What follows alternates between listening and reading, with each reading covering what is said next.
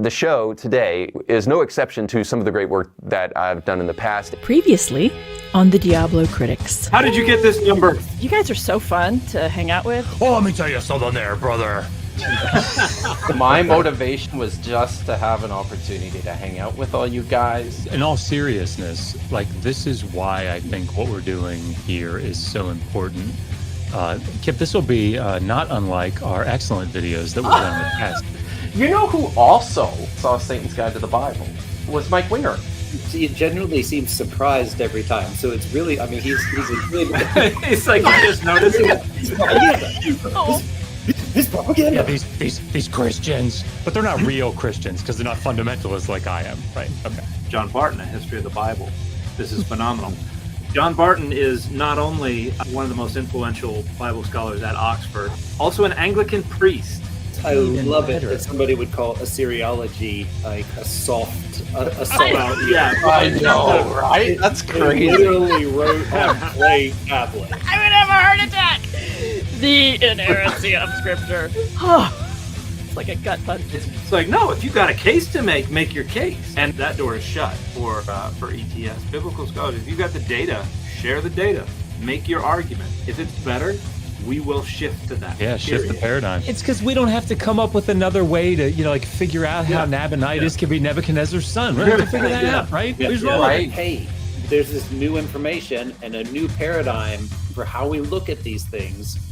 Let's let that affect our research, and then even though it might cost us a job, we're gonna do the research right. Feminist scholars are considered peripheral and secondary and not central biblical scholarship.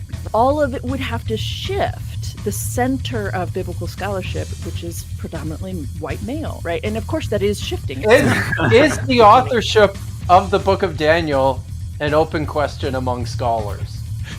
No. There's a reason why I try really hard not to drop the F-bomb when I go live. It's not like it's 50% and 50%. No, it's like 98% and you, Mike. They just need that little tiny sliver of not impossible, because they're speaking to people who already agree with them and just want to be made to feel like... Hold up Josh McDowell's Evidence That Demands a Verdict and said, what are the critical scholarly arguments against the data? I seriously think that's all he did. If people come in with a particular framework, then what you really need to do is to spend time helping people understand this new one. It ignores the history of scholarship as well. Right. Like, whether you're talking about the Pentateuch, Deuteronomy, Isaiah, Daniel, whatever, this all was an outgrowth of faithful scholars saying, I don't feel comfortable with this doesn't make any sense, what's going on here? Right. And over literally centuries coming around to these conclusions. They were trying to prove the validity of Mosaic. Oh, there's a whole point. Yeah. God, it's like they don't know. And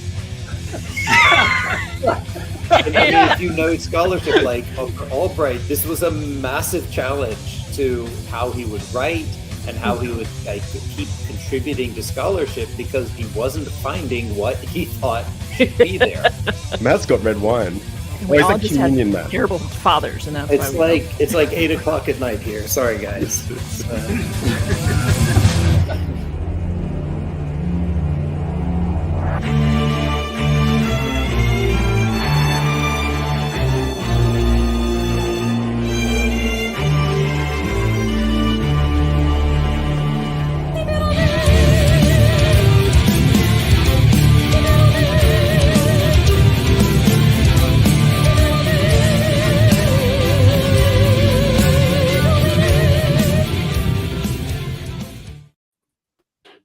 Well, good. Who killed the music? That was fun. You guys missed it. Jen was rocking out backstage there. There's a secret metalhead in there somewhere, Jen. I'm convinced of it. So. Well, welcome everyone. It's Sunday, March the 17th. It's 11:05 here on the West Coast, and welcome to the second episode of the Diablocritics. My name is Kip Davis. I'm a Hebrew Bible scholar and a specialist in early Judaism and the Dead Sea Scrolls. And I am joined by four of my very good friends. And we're here to talk about bad biblical scholarship. So maybe if we could just go around and everyone introduce yourselves and let us know what you do. I would say go like clockwise or counterclockwise, but I suspect that we're in different positions on everybody's computer screen. So maybe Okay. start with Dan, and All right. then Josh and Matt and Jen. Well, hey, everybody. My name's Dan McClellan. I am a public-facing scholar of the Bible and religion. You can find me all over social media. I go by @McClellan, MAKLELAN, which is a phonetic spelling of my last name that I used when I lived in South America. I specialize in cognitive science of religion, cognitive linguistics, and a bunch of critical methodologies within biblical scholarship proper. And I enjoy giving people a hard time about things, just because it makes me feel big.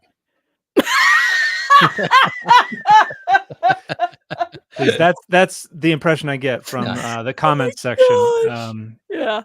But Right. and yeah, I'm Our an voice. enemy. I hate the Bible. I hate God. I hate Christians.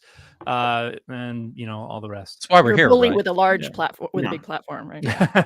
Everyone who hates the Bible spends their entire life studying it. That's how it Yeah. works. Yeah. That's how it works. Yes, Doctor, this isn't my field of expertise. Welcome. Thank you. I am Joshua Bowen. It wasn't a mistake what Kip said. I am the fifth friend. I'm the fifth person. There's four other people that he really likes, and then there's me. So, yeah, I'm an Assyriologist, but I also, have some background in Hebrew Bible. So I tend to talk about those things an awful lot, and I feel like I work a little bit with. Thank you, Dan. It's a really good book. I appreciate that. I was going to say it was a lot of fun to write, but I mean, like with a topic like that, I don't think you can say something like that. So There's never been a book that was fun to write. But, Little I fun feel parts like of it, but right. I end up doing a lot of anti-apologetic stuff online. So yeah, good to be here. Thanks, Matt. Oh, sorry. I'm just watching the end of the Man United Liverpool match. That's how interesting my introduction Get your head was. in the game, Matt. Get your head in the Literally, game. United won, and they scored in the 120th minute, and now has won. So the match is over. I apologize for my distraction. It must have we must have won because I was here with you guys. Anyway, I am Dr. Matt Munger, and I am an associate professor of Near Eastern Languages and Literature at MF Norwegian School of Theology, Religion, and Society in Oslo, Norway. I work with reception history. I do reception of older Near Eastern traditions and texts and stuff in the Bible, and then reception of biblical themes and stuff in later literature. So I like to point out how things get recycled and reused and show up in new contexts, and then talk about what it means when they do. And my YouTube is Bible was written backwards, but I guess I'm more of a private-facing scholar, where Dan's like public-facing. But I do stuff from time to time. So yeah. Evidently, you should have included a spoiler alert on your comments about the game. By the way, somebody in the comments was DVDing it. The viewership just dropped. I'm so sorry. I'm so sorry, Brian. Oh my gosh. I will. I apologize. It's. Yeah. Yeah. Sorry. We all hate it when that happens, don't we? Yeah. Yep. So. My bad. So I'll just tell you what happens this week on. No, I'm just kidding. Awesome. Wow. Jen. Yeah. Hi. I'm a New Testament biblical scholar. I do feminist work and talk about the materiality of texts, what they look like, the kinds of things that take place in our lives that we tend to think about and perpetuate and endorse because of biblical texts, often unconsciously. So that's a big piece of what I do. I do that. Oh, thank you so much. My latest book, yes, Marriage in the Bible. What do the texts say? As a if for those who thanks you guys. My copy just came this last week. So. Yeah, I'm really touched, honestly. Yeah, so that's my latest. That's the thing I'm talking about lately. People want to talk about marriage and want to turn to the Bible first as their starting point. Let's be really, really honest about what it actually is and is not saying on that topic, and move from there.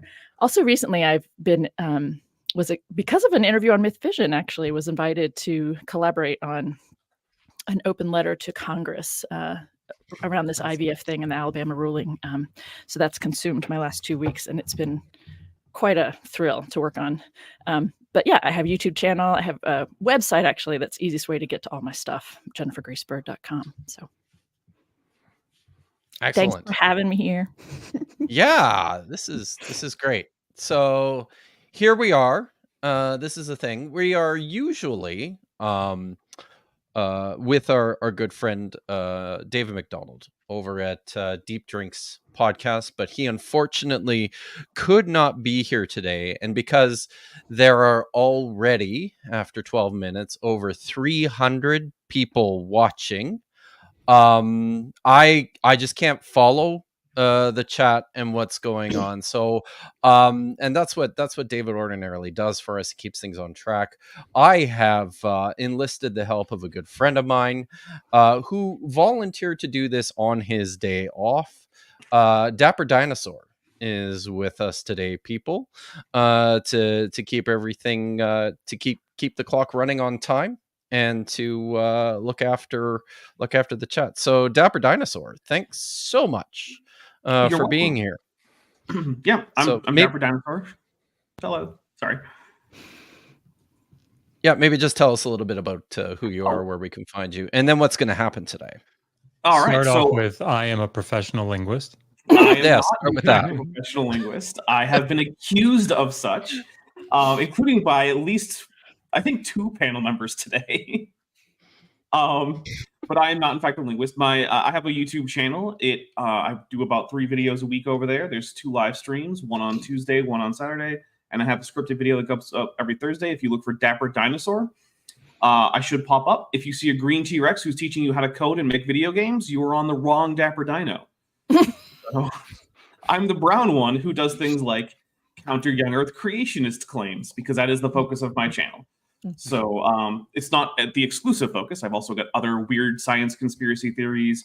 I've got a few things about Bible stuff, like I've had Dr. Kip on to talk about. Okay, well, so since Behemoth is probably not a sauropod, what can we actually say about it? Because spoiler alerts, it's not a sauropod. But yeah, that's my channel. Feel free to stop by if you like. And I'm not going to be involved in too much of the discussion. I'm going to be mostly popping back in when there's a Q&A. But that being said, this is, of course, as Kip said, a monthly show reviewing bad biblical scholarship on YouTube, with scholarship very much in scare quotes, right? There will be a Q&A after about an hour and a half. I will be keeping track of things like super chatted questions or questions that I think are particularly pertinent. If you have a question for a particular person, please make sure that you say like question 4 and then the name. So that way when I'm reading them, we're not confused as to who the question is for. And basically, that's pretty much it. This is, that's how this is going to roll. Awesome. Well, thanks for helping us out, Dapper. We're doing question. Can we just ask the dinosaur question that's very pertinent here before he cuts out? Did you exist at the same time as humans? Well, he does now. I think I can answer that one. Okay. Were you on the ark? Were you? Why did you miss the ark? As the sole surviving Ceratosaurus from the Jurassic period, I can say for certain that there was never a global flood, and that apart from me, no non-avian dinosaurs ever existed with humans. However, humans have always existed with dinosaurs because birds are just as much a dinosaur as I am or as a Triceratops is. I think one of the funniest single panel cartoons I've seen that was not drawn by Gary Larson has a dinosaur on 2 dinosaurs on a little piece of land that's sticking out from the water, and there's Noah's Ark off in the distance, and the one says, "Oh crap, was that today?" to the other. And so good. Awesome. So we're doing something a little new today. If everyone noticed, we are actually simulcasting this on multiple channels at the same time, and this is an experiment. This is new for us. The idea is to try and consolidate everything into one place. When it comes to the Q&A, I encourage everyone to super chat your questions for priority. If you have specific questions for specific scholars, please include their name in your question. We will be addressing those at the end of the stream after we've gone through this this video from Mike Winger. So now we do have some questions about it. There does seem to be it does seem that maybe there's something different on different screens depending on where you're watching it. So hopefully this works, right, guys? Let's hope. But I think we're ready to get into the video here. You guys, well, we had a refresher at the beginning of what happened last time. You guys ready for this? It's Ready better to dive this back time, in? right? Like you make better arguments in this one. Okay, great. I assume so. So I'm just gonna. Oh no, not that. Sorry, I need to get better at this. I am going to pull the video up. All right, everyone. Can everyone see it? Is it there yet? Yes. I think I have to pull it up, don't I? Yeah, no, it's there. Okay. Good. All right. I'm gonna hit play. I've got this divided into sections. Jump in if you absolutely have to say something, but it'll be quicker if we just wait till the section breaks to say things. But you know how this goes. Let's see how this plays out. So they select, Bart Ehrman, who is well known, at least among certain circles that I'm in, well known for being somebody who tends to, when doing popular writings and in popular settings like this interview, he tends to say things in much stronger and exaggerated ways to make his claims seem more strong and even more scholarly solid than we would think they really are. So that does happen. I wonder why he's quoting them and not the supposed Protestant pious believers that are sourced. So I really thought we start with that. In large part because this is one of these things, right? When it comes to apologists and critiquing biblical scholarship in particular, there's one guy out there that they all want to go after, and that's Dr. Bart Ehrman. In fact, my good friend Apologia has coined a fallacy. For just this moment. This is the argumentum ad Bartum. So and certainly that's not how you decline Bart in Latin. That's right. Well, That's Akkadian, Dan. Barty. This is something that I certainly hear a lot. And I thought maybe it'd be worthwhile just getting this out of the way right from the get-go. And a complaint I hear a lot is, well, Bart will say these super controversial, crazy things when he writes books for HarperCollins. But then when it comes to his actual academic scholarly work, he's way more reserved, and it's nothing at all like what he's willing to say out in the open. I mean, to steel man the position, before, right? I mean, like if we're being charitable, I think it's good for all of us to recognize, as we do, and I know this is a bit of a truism, but like we all have biases, right? And when you combine that with speaking to what Bart is speaking to, and that is like a lay audience of interested non-specialists. He's going to make things simpler often, right, for the sake of his audience. And when you do that, you end up saying things. For example, I do this all the time. People ask me, did the Exodus happen? Well, that can be a very complicated question, right? But I kind of get a feel for what the audience that is asking that question means. And so I'll say no. Right. But I know what they mean by that is as presented in the Hebrew Bible. If we were to go back with a camcorder, would we see 3 million people marching out of Egypt during the late Bronze Age? No. Right.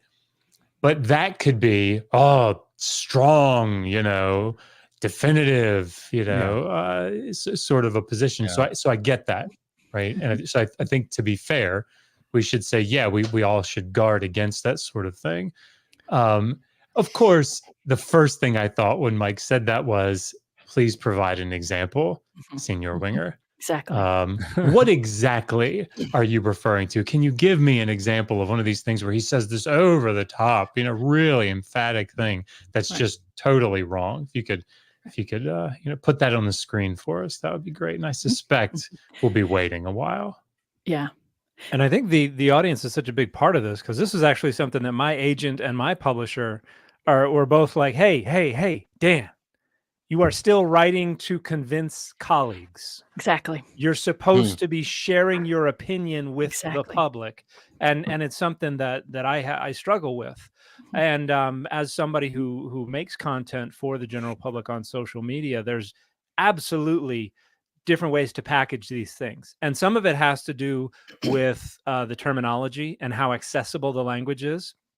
Some of it has to do with understanding the perspective of your audience and knowing what questions they have, what knowledge they do and do not have, and how to frame things. Some of it has to do with making it strike certain notes and tones that you want to strike, so that what you're presenting is not only accessible, but also of interest to the audience. We were talking before the show started about how a lot of people don't like dealing with all the linguistic minutia of some of the languages that we have to deal with. And, I can't make a video about clitics and not just get 1,000 comments that you can predict from people who really don't care one way or another. So, it's just different audiences, and I don't think there's anything that Bart has said that I have heard, either in a debate or in some kind of presentation or in a book, that if we said, hey, unpack that, he would not be able to go, okay, yeah, here are the data, and yes, it's a little more complex than the way I stated it, but if I state it any other way, then I've got to spend another 10 minutes explaining what's going on. And it's just a lot easier to say, no, the Exodus didn't happen. Right. I think just Bart's woefully ignorant, though. The scholars woefully ignorant. And the one other thing I wanted to say, how fun is that? Is that when scholars are talking about ideas, we tend to have an assumption that the other scholars understand the implications of what's being said, that because we're familiar with it, that a general audience needs to have brought to the fore for them. And it almost sounds like you're, so it means that you are maybe kind of repeating or making something sound, kind of coming at it multiple times in order to drive that home, I guess.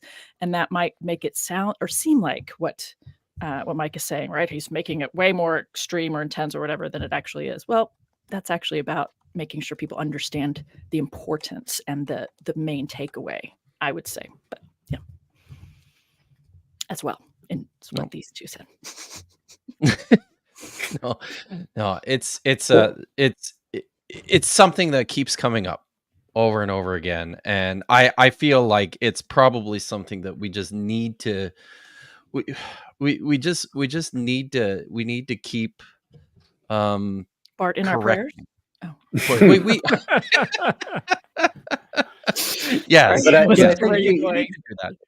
I think the opposite side of this is also very interesting, because what they really have, I've seen this a lot actually recently, where people say, "Oh, well, Bart Ehrman said it, so then it must be wrong," and actually this kind of propaganda, to use Mike Winger's term, has become very common among apologists, because there's this idea that because he in some places has said things previously that now are no longer the consensus position, or things that aren't precise when he's in an interview or things like that. They'll say, well, he's wrong about everything, and then we can make fun of him because he said something that wasn't perfect once. And Oh yeah. and it's really interesting the way that has like kind of propagated into this. Well, if Bart Ehrman says it, then it must be wrong. And it's just so, yeah, it's just so interesting to see that, because so many people have learned a lot from Bart, and both the scholarly side and the popular side are really full of knowledge that most people would benefit from learning.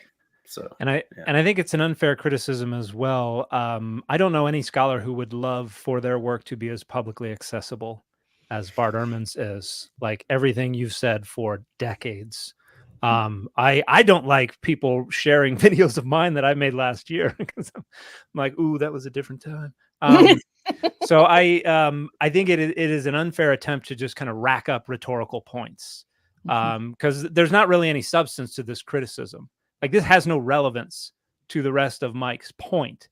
This is just, let's score a point. Let's bring Ehrman down a peg. And it's kind of the beginnings of a Gish gallop. We're just going to throw all the spaghetti against the wall and see what sticks. That's it, right?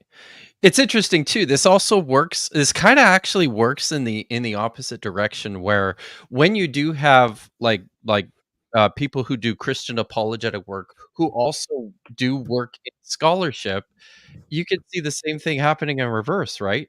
Guys who present papers both at SBL and at ETS, the Society of Biblical Literature, and at the Evangelical Theological Society, those papers are going to look a lot different from one another, precisely on the same spectrum that we're talking about here. And that's why I think, and we can move on, but that's why I think it's a fair critique, right? But the thing is, you have to accompany it with an example. Right? That for me, that's the key. So like when I talk about somebody like James Hoffmeyer, I think James Hoffmeyer does some brilliant work, right? Excavated what Attila Borg, and like he's a great Egyptologist. And with Kenneth Kitchen, did a lot of great work in the field. But it's just when their theological commitments sort of, cross paths with the thing that they're trying to argue for, that you end up with specific things like, the 600 alafim. Does it mean 600,000? Does it mean 600 military units? Well, for like 2 millennia, this hasn't been an issue. It's been 600,000, right? But now that we know that New Kingdom Egypt didn't have 3 million, or had only 3 million people estimated, you can't have the entire population of New Kingdom Egypt walking out of Egypt in the Exodus. So then, well, it must not mean that, right? Well, that sort of betrays, I think, that theological commitment, because we can't just say the text was wrong, right? You can't say that. So you have to come up with some other reason. Maybe LF means something else here. So those are the sorts of examples I think you should point out, and that's why I want one from Mike. Be nice. Well, let's move on here, shall we? Make sure I've got that up. Yeah, I do. Okay. The evangelical scholars, the ones who would be defending against the claims of Satan's guide to the Bible here, their case is never presented. Sometimes claims from them are presented where they just say something, but their evidence, their case, or their reasons for those claims are not presented. So it looks as though they're making sort of faith proclamations instead of actually providing their scholarship on an issue. But when you go to the skeptic, when the skeptics are quoted, the Ehrmans and the Avalos and these other guys, they get claims and evidence. They're going to unpack their reasons and their evidence. And more often than not, in fact, in almost every case, they don't give any scholarly response against those claims. There's no pushback whatsoever, even when those claims are in the minority of scholarship, even though the video pretends they're in the majority. Compare this to, say, like my Women in Ministry series. In that video series, I quote extensively from egalitarians, the people I think are wrong, extensively. I quote their footnotes, their arguments for their cases. I hold strong cases in response to their arguments. I often share the pushback they'd have to that as well. That is when you're trying to give somebody both sides of the coin. Like, I want to introduce you guys to the world of scholarship on the egalitarian, complementarian, women in ministry debate. I thought I'd again, I want that specific example, right? Mike, what are we talking about? What is the minority fringe position that the video presented that that scholars, if you were to go to mainstream scholarship, that they would say, oh my gosh, that's fringe. Where is that? Right. I don't see it. See, Satan's Guide to the Bible too. Like, this was This was a very would you call it a populist kind of documentary? Like it's got this. We talked a little bit about this last time. It's got an intended audience in view here. So of course you're not going to jump into the weeds of all the arguments on every nuance, right? Like it's a nitpick. It is, and I think we talked about this a little bit the first last time, because when the audience that you have in mind kind of already is familiar with the conservative framework, then what you really do need to present is this alternative idea or concept that is, again, as Josh was saying, much more actually mainstream than what a conservative or fundamentalist like Mike is going to be even looking at, right? I mean, if you look at an ETS conference, of course, the idea is that typical biblical scholarship are endorsing are going to seem fringe or minority or whatever, but that's it's all about your starting point, I guess, or what you consider normative, which is again back to his other comments about objectivity versus what's faith. Sorry, I'm getting off to other things. Sorry. Stay with this clip. Stay with the clip, Jen. Did any of you guys watch Mike Winger's 12-hour video about women in ministry? God, no. Can I ask a question? I'm so sorry because I see this in the side chat. I'm trying not to look at it, but there's a comment that says, "Didn't Winger refer to Megan Lewis as a Jezebel?" Is that true? I have no idea. I saw that too, and I was like, I hope Josh doesn't see that. Yeah, boy. Because I have no. I embrace. knowledge I've been of called Jezebel just as last week. I'm like, yes, I will embrace that. Well, I would just say, if that is true, pull up, Mike. Stop running. Right? If you're going to talk shit about my wife, you wouldn't step in the ring with her. That's what I'd say. You wouldn't step in the ring with her, Mike. She'd drop you like a sack of dirt. I stand right by that. Awesome. That's awesome. Well, on that note, yeah. Shall we? I don't even remember what we were talking about, so I think we can go to the next clip. we could just go to the next one here, can't we? All right.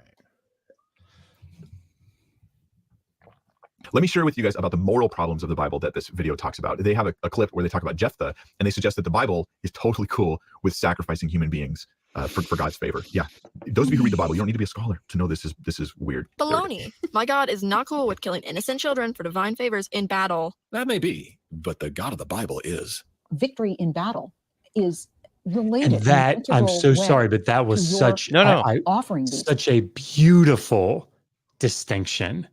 And I loved it when I heard it, because the kid said, my God would not be okay with that. And Satan said, that may be true, but the God of the Bible is. And this is something that I think people just do not catch. Absolutely. Right?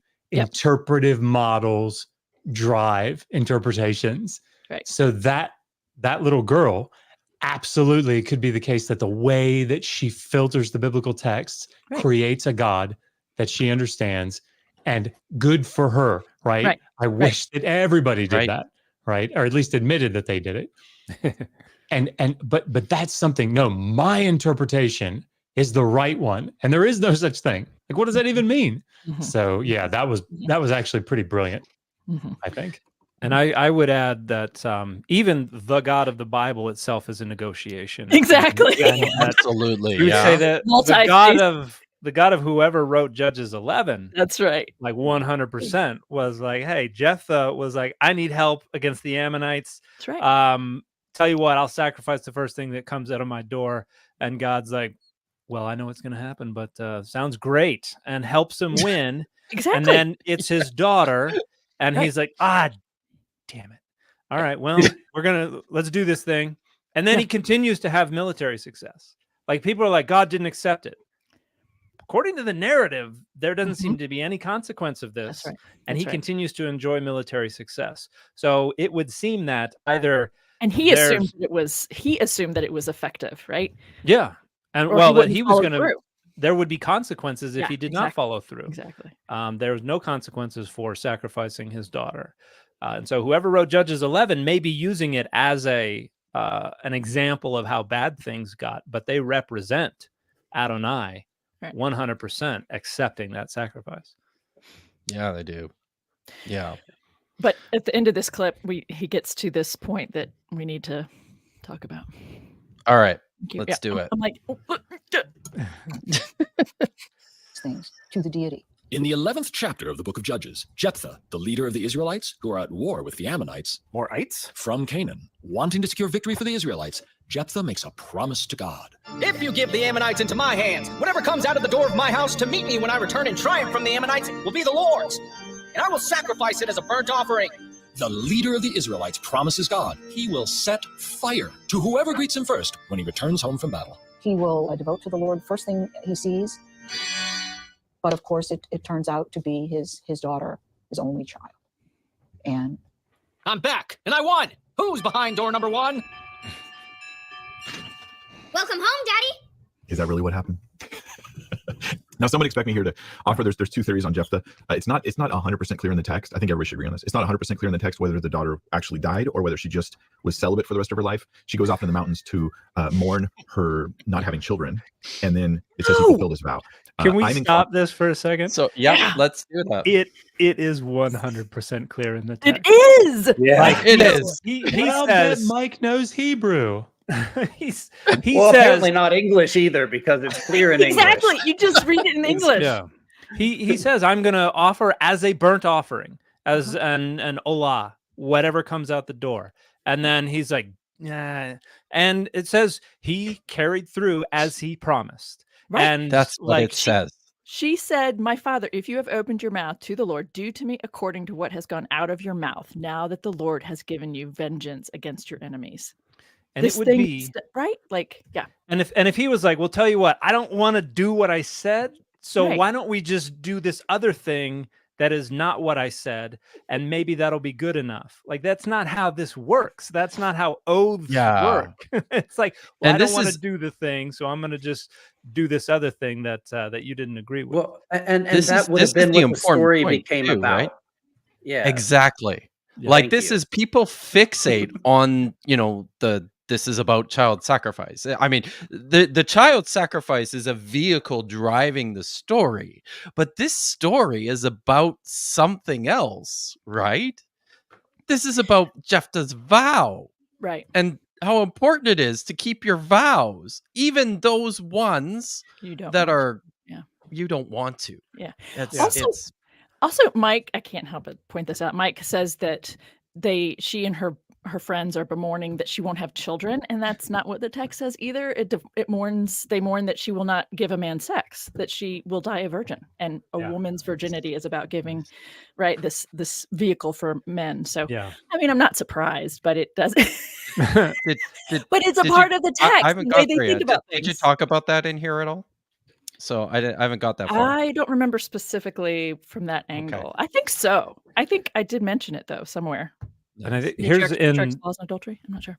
Judges 11:39. V'ya'as la et nidro asher nadar. He did to her according to his vow which he vowed. Yep. He vowed to offer as a burnt offering. Yep. Like that's not an idiom for this is something living I in have, the wilderness. this is something I have bemoaning to, her virginity. yeah. Sorry. This is Mike, something that I was have to, Dan reading the Hebrew. That's what that was. Just so you know. This is something that I have to push back against Joel Baden a little bit, because he doesn't think Exodus 22:29 is about child sacrifice. And he's like, well, it's talking about giving it to the Lord, which just means you're crossing the threshold of the temple.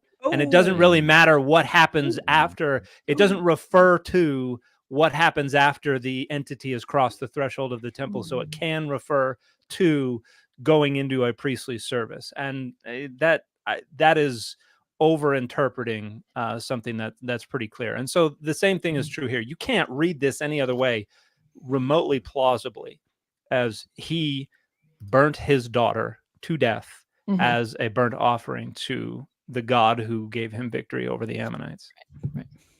Yeah.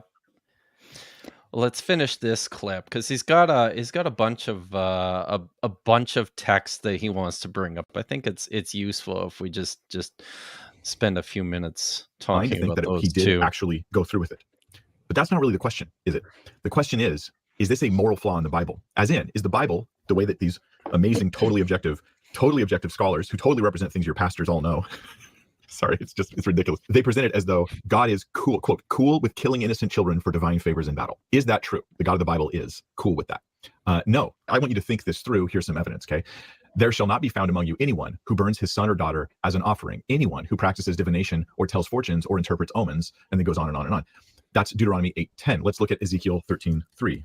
Every firstborn of a donkey you shall redeem with a lamb, or if you will not redeem it, you shall break its neck. This is talking about offerings, because the firstborn belongs to God. Every firstborn of man among your sons you shall redeem, meaning you cannot actually offer them. So God claims rights to the firstborn, just like with Abraham and Isaac, but he will not allow them to actually sacrifice their kids, just like Abraham and Isaac. It's interesting when people suggest that the Abraham and Isaac story is proof that God likes human sacrifice, when God refuses to let it go through and says, no, here's a replacement instead. And then he tells all the Israelites, instead of having your son or your firstborn, you're going to offer an animal. I don't want human sacrifices. Then explicitly says in scripture, no, you're not allowed to do that. I hate that sort of thing. In Jeremiah 7:31, we have the following. Did you get any of this from the Satan's Guide to the Bible? No. What was that? Okay. Woo. Okay. Right. We're going to bring it down.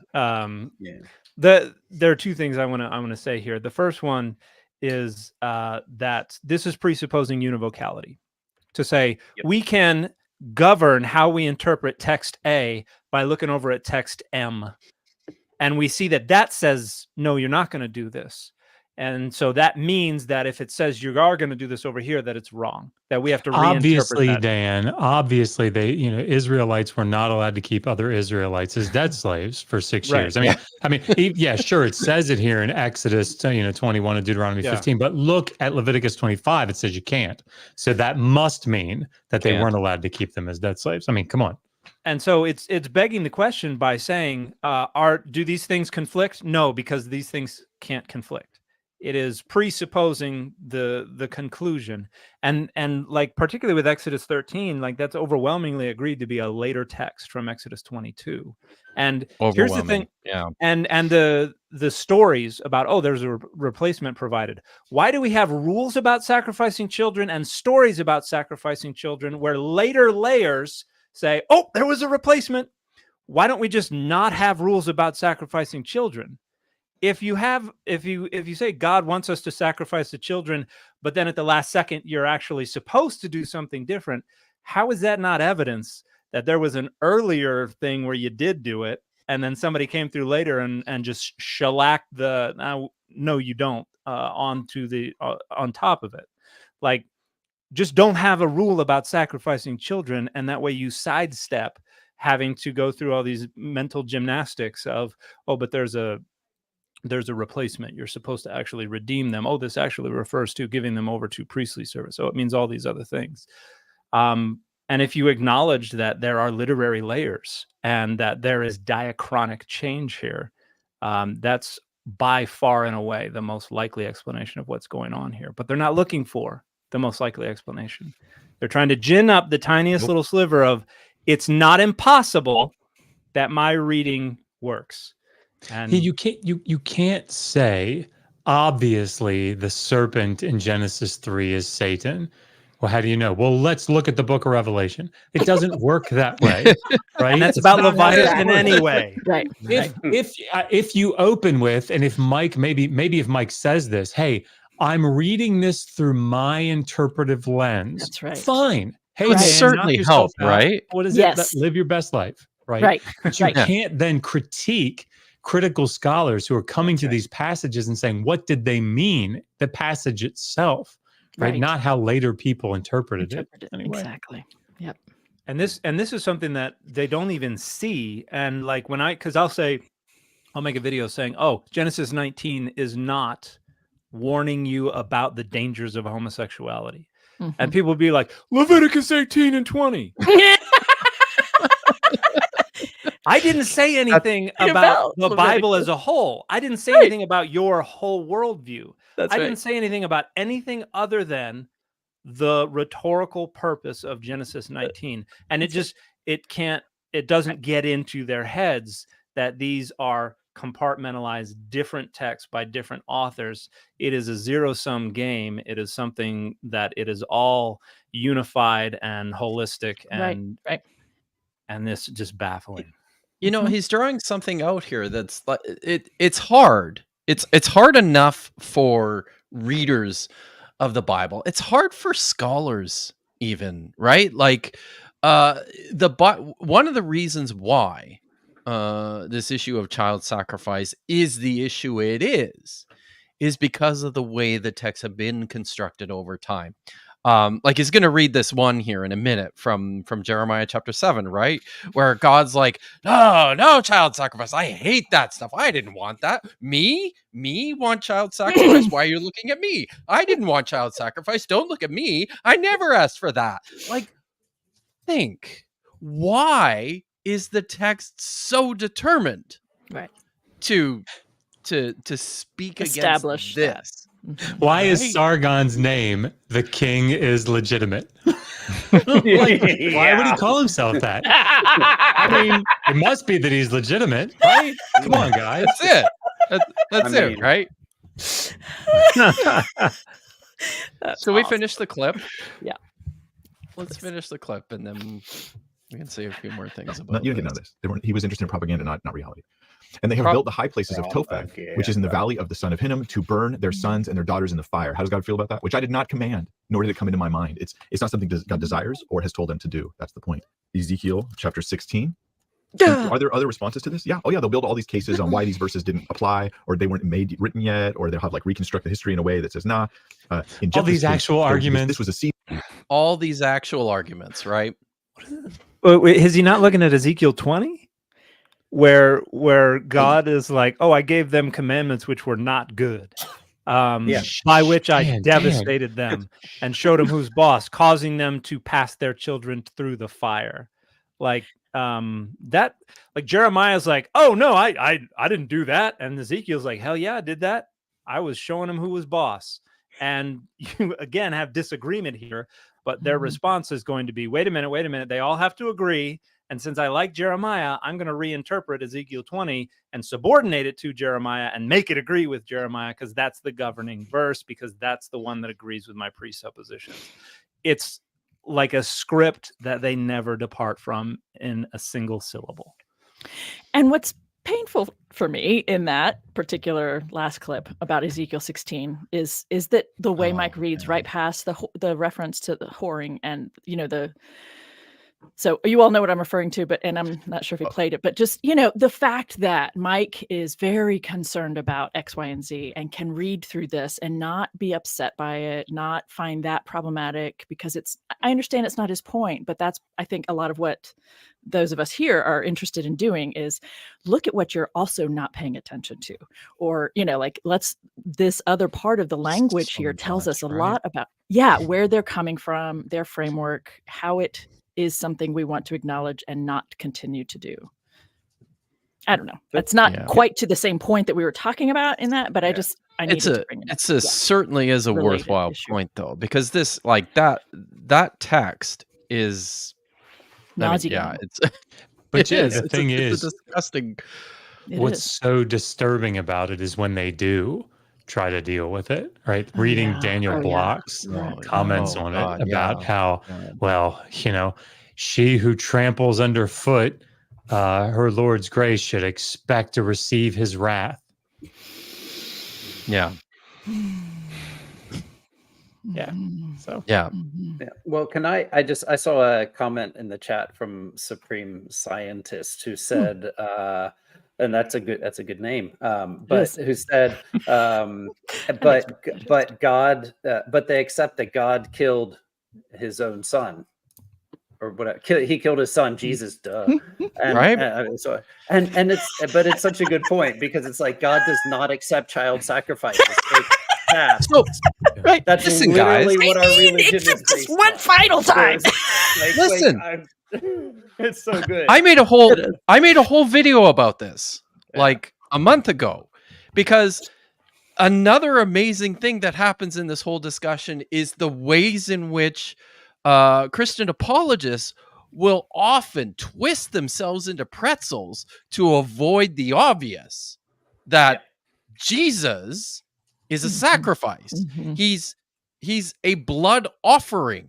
Paul is very clear about this. Yeah. You know, the book of Hebrews is crystal clear about the implications of this, right? We're dealing with a system of blood magic here.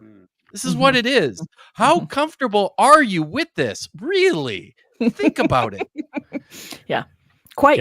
Isaac was just, that was a dry run. We were just pre-gaming for foreshadowing. Yeah. Oh, come on. You know it was foreshadowing. It was Yeah. written with that specific purpose. Yes. Yes. Yeah, it was. The ever-present. Easy when there was. And that's why Mastema Omniscient. shows up in the Jubilees version. That's right. Yeah. Human sacrifice. And we'd have to walk through all that thoughtfully and carefully, right? But I have to respond to the propaganda they put out. And hear God rebuking them. You took your sons and your daughters, whom you had born to me, and these you sacrificed them to be devoured. Is God okay with that? No, this is why he's judging them. He's not complimenting them. Hey, good job. He hates this, right? This is a horrible thing. He says, where you're hoarding so small a matter that you slaughtered my children and delivered them up as an offering by fire to them. This is something God is hateful of, and something that he judges other nations for doing. So I think right away, I just want to point out it's super ironic right at the outset how much Mike considers the work of scholars propaganda relative to what he's doing, right? It's hilarious. But in that passage, and in a lot of these passages with regards to not just child sacrifice, but any sort of service at all, the issue even there for Yahweh is you're sacrificing them to them. Like you're pulling in these other gods who I never knew, and I don't want you to have participating in the cults. This is the problem, right? Right. Yeah, child It's the wrong sacrifice God. is bad, but Yeah. it's the wrong God.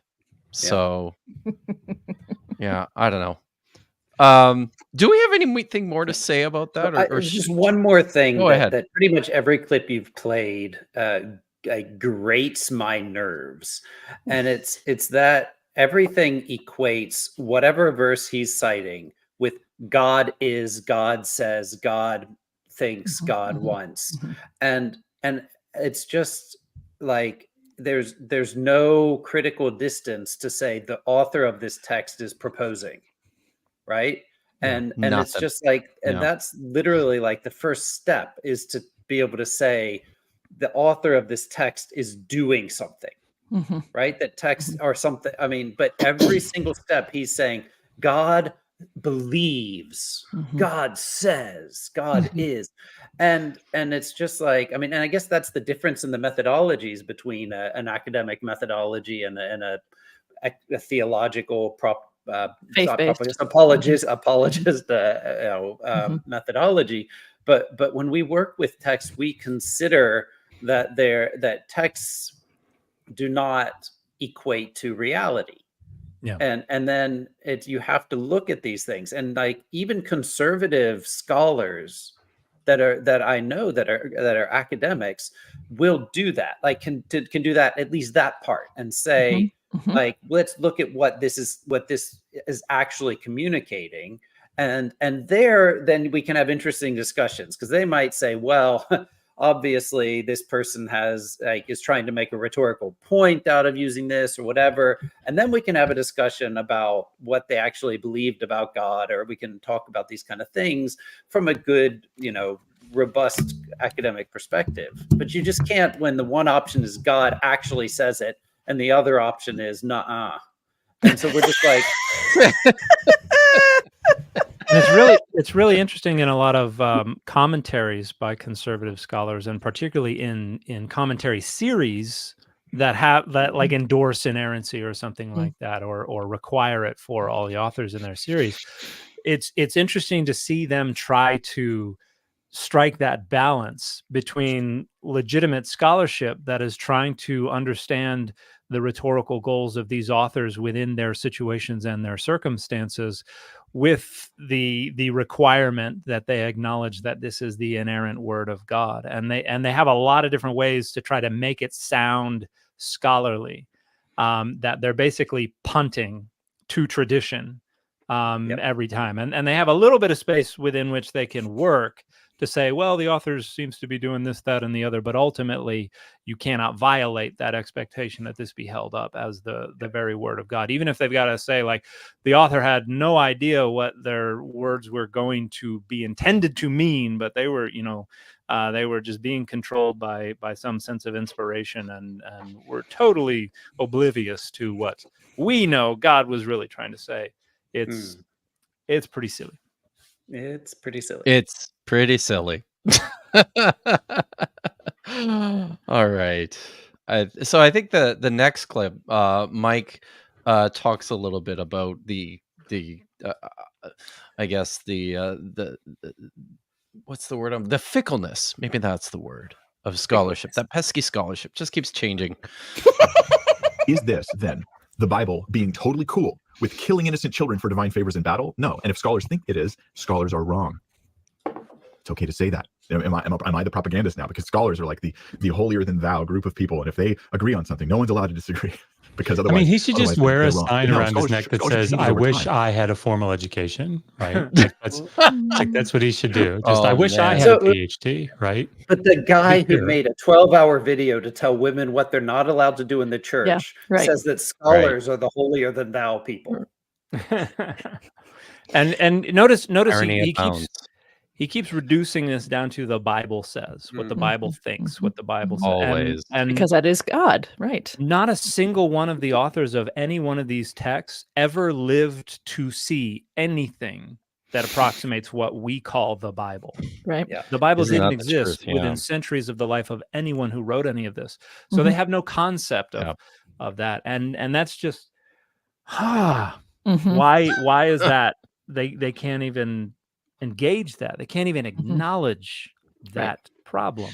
Well, see, that's the real. That's the real issue here, right? Is that he's making what I guess amounts to a category error, right? And now I feel like I'm getting into philosophy. So sorry, Kip's. Time to move on, guys. Yeah, We better right. move. But I mean, because what the argument here is that he's saying these scholars are wrong about what the Bible says.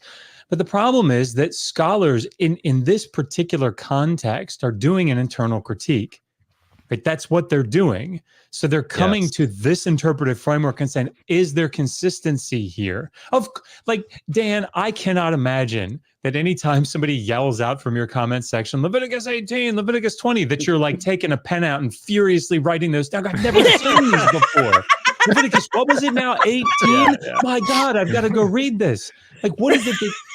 So, like this idea that he's going to read these passages out and it's going to be somehow damning to the position of the critical scholar just reveals that he's not treating it fairly. Because what Satan's Guide to the Bible, what the video is doing this internal critique.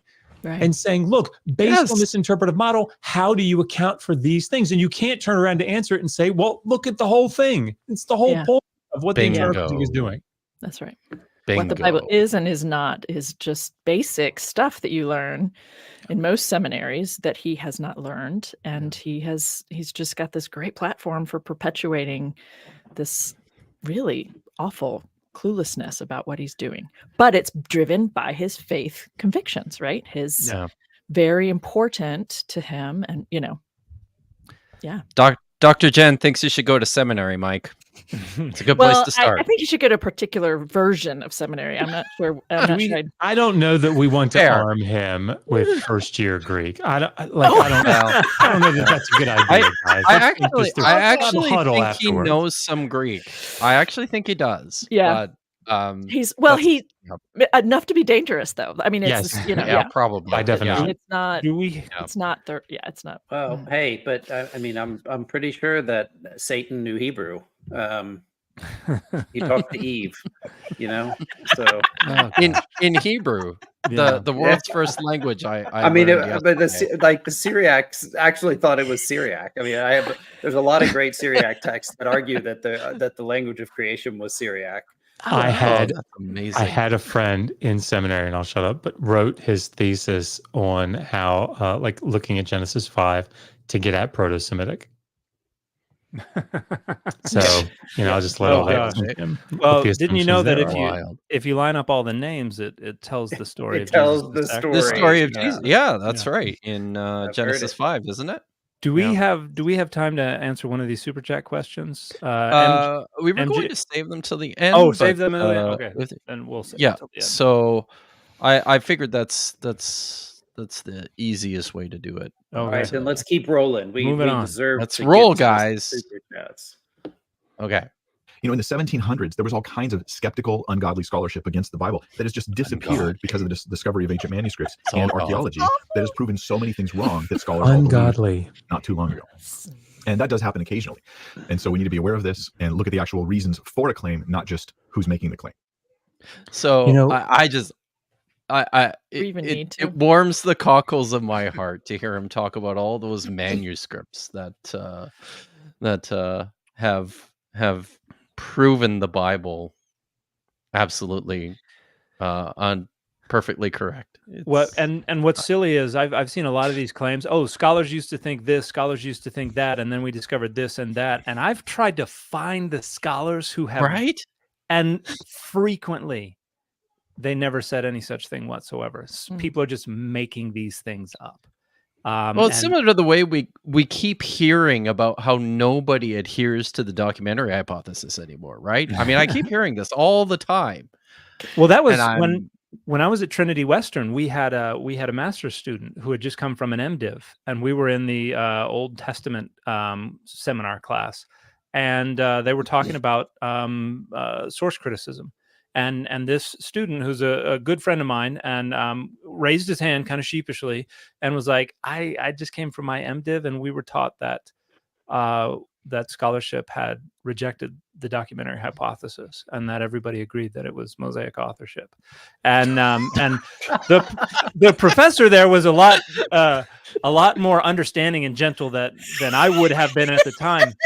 But yeah, basically it's like, oh, there's internal critique going on with the documentary hypothesis. We have the rejection of E and J as full documentary sources, that these are probably just fragments that are pretty much limited to Genesis and Exodus.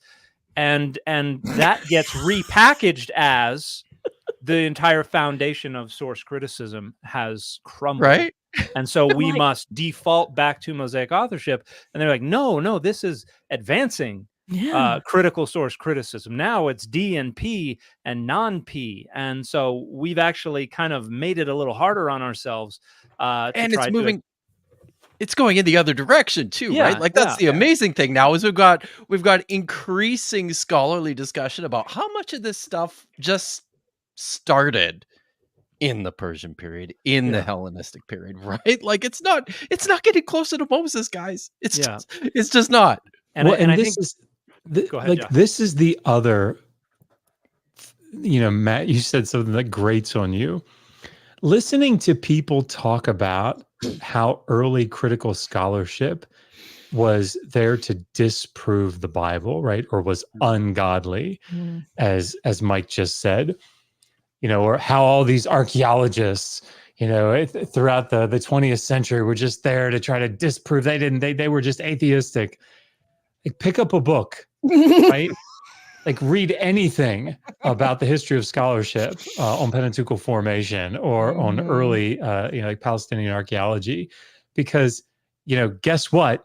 A lot of these guys were like, we got to figure out how Moses did write this, right? Which are the Mosaic parts, right? So it's only as time has gone by where it's just become less and less tenable to hold to such a position of like even, something even close to the single Mosaic authorship. So yeah, I mean, he just, this just to me tips his hand and he actually doesn't know this topic at all. No idea. No. And even I see apologists who will quote Berman on the Pentateuch. And Joshua be like, Berman. and be like, see, it's all a sham.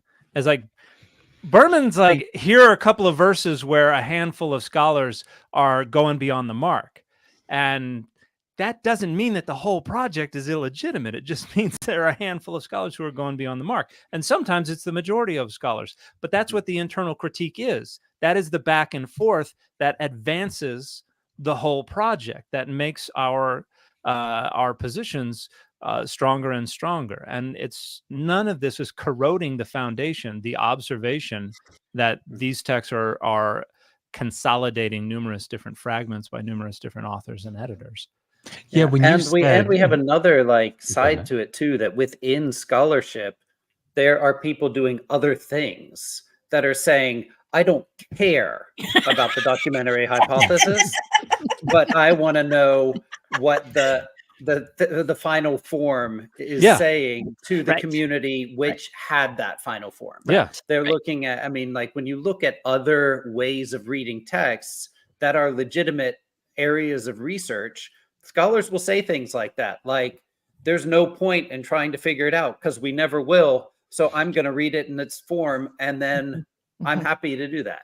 And that's like, that is also something that is legitimate. And we don't, like in scholarship, we don't fight about whether or not you're allowed to say, I'm just going to read the final form and use it for my research in post-colonial studies or in whatever.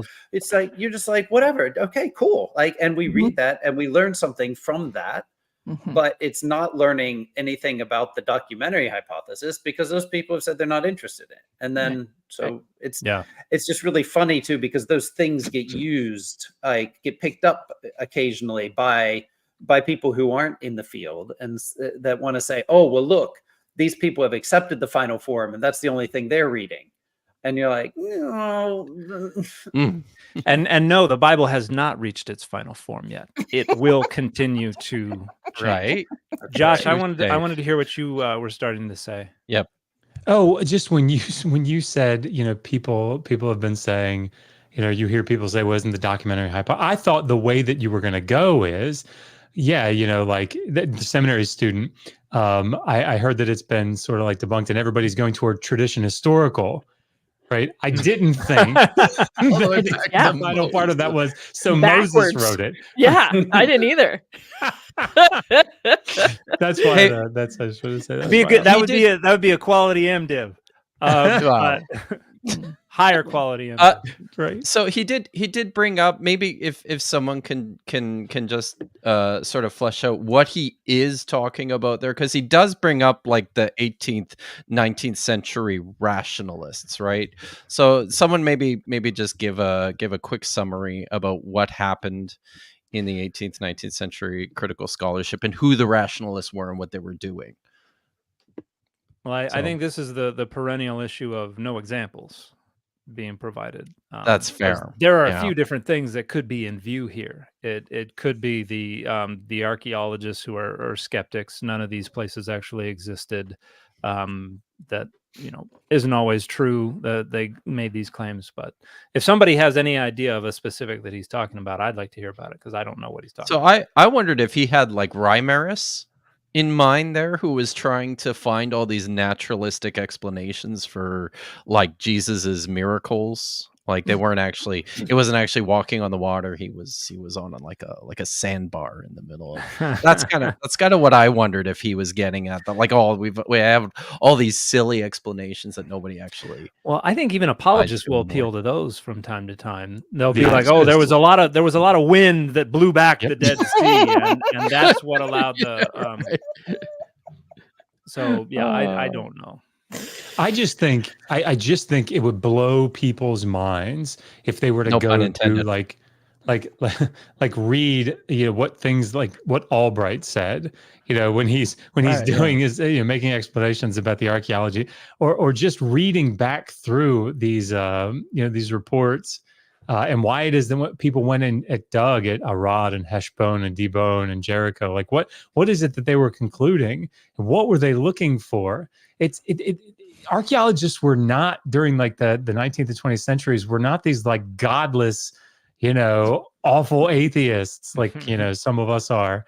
that were just out to disprove the Bible. They're out there digging with the Bible in one hand and a spade in the other. It's what they're doing, right? So it's just it just became untenable as city after city, for example, did not reflect Joshua's conquest narrative. That they went,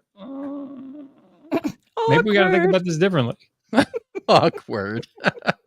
All right, I think we're actually finally getting to the New Testament here, which is pretty great. Let's talk about where they say that Jesus is wrong, where they say that Jesus is actually wrong. Jesus himself was actually wrong. Here you go. And you too, J-Man. Your book has you saying the end would happen in the first century. Bull Pucky. The Bible says no such thing. You said you had Bible verses, Satan. Yeah, show us. The Bible verses, Satan. I bet the seminary guy from Princeton has them. He just might. Dr. Allison, could you show us Bible verses where Jesus makes failed apocalyptic prophecies? Well, one is Mark 9:1, which says, there are some standing here who will not taste death until they see the kingdom of God has come with power.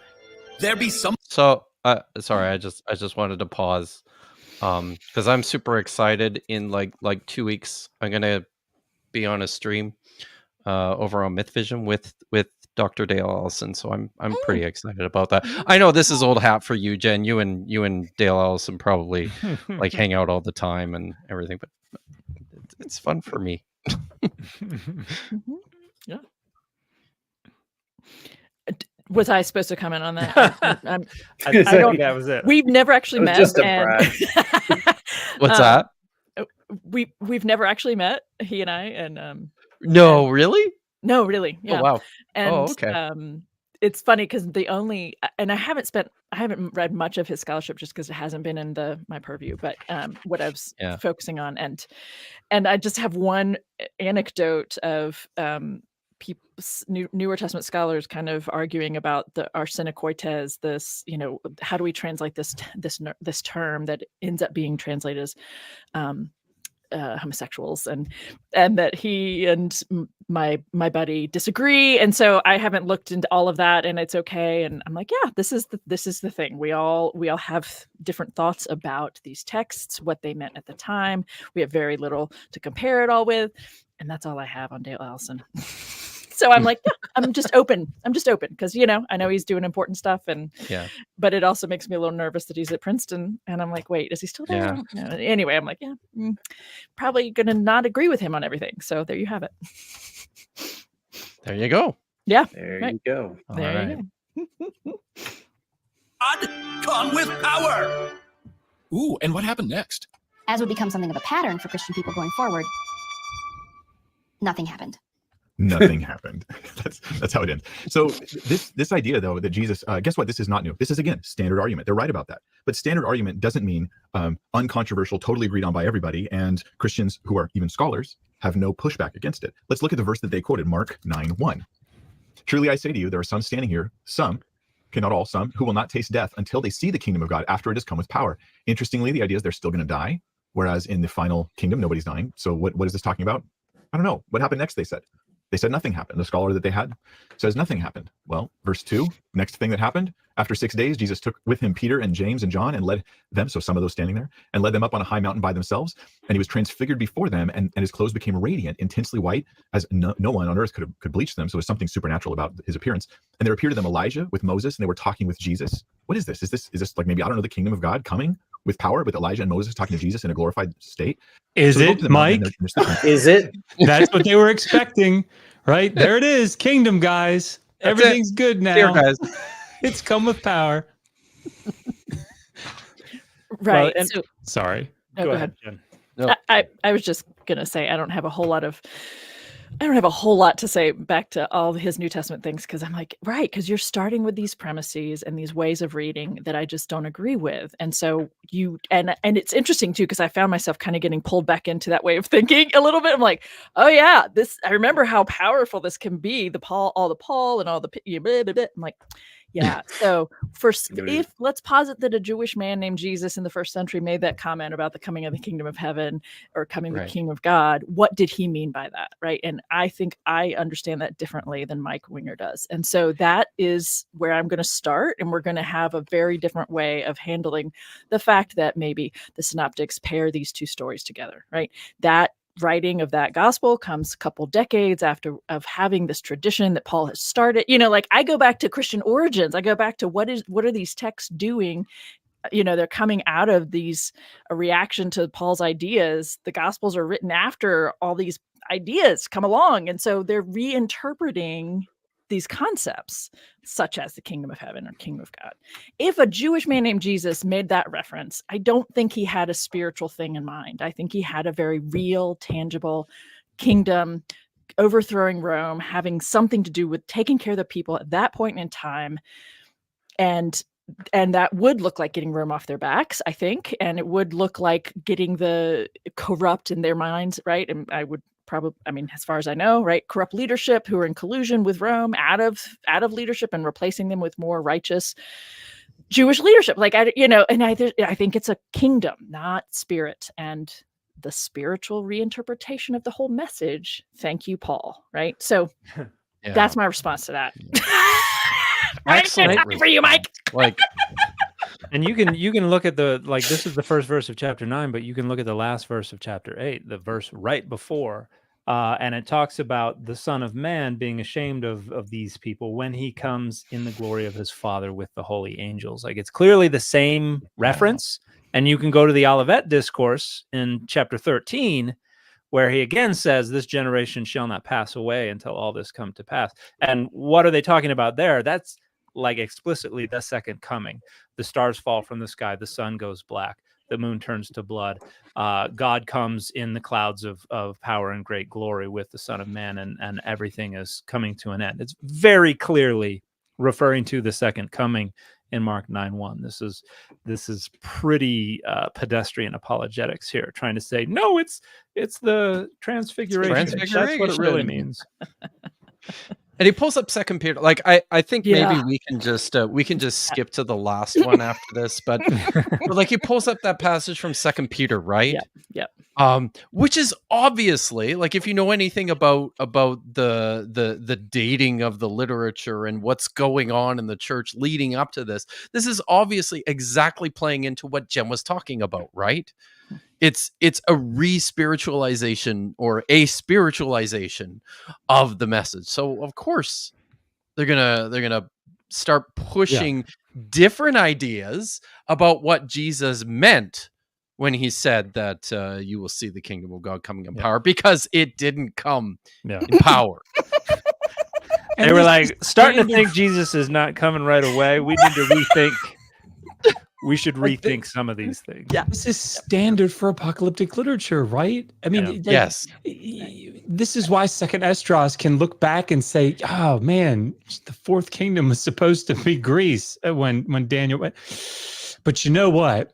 God didn't really reveal it completely to Daniel. He thought it was Greece, but it's actually Rome.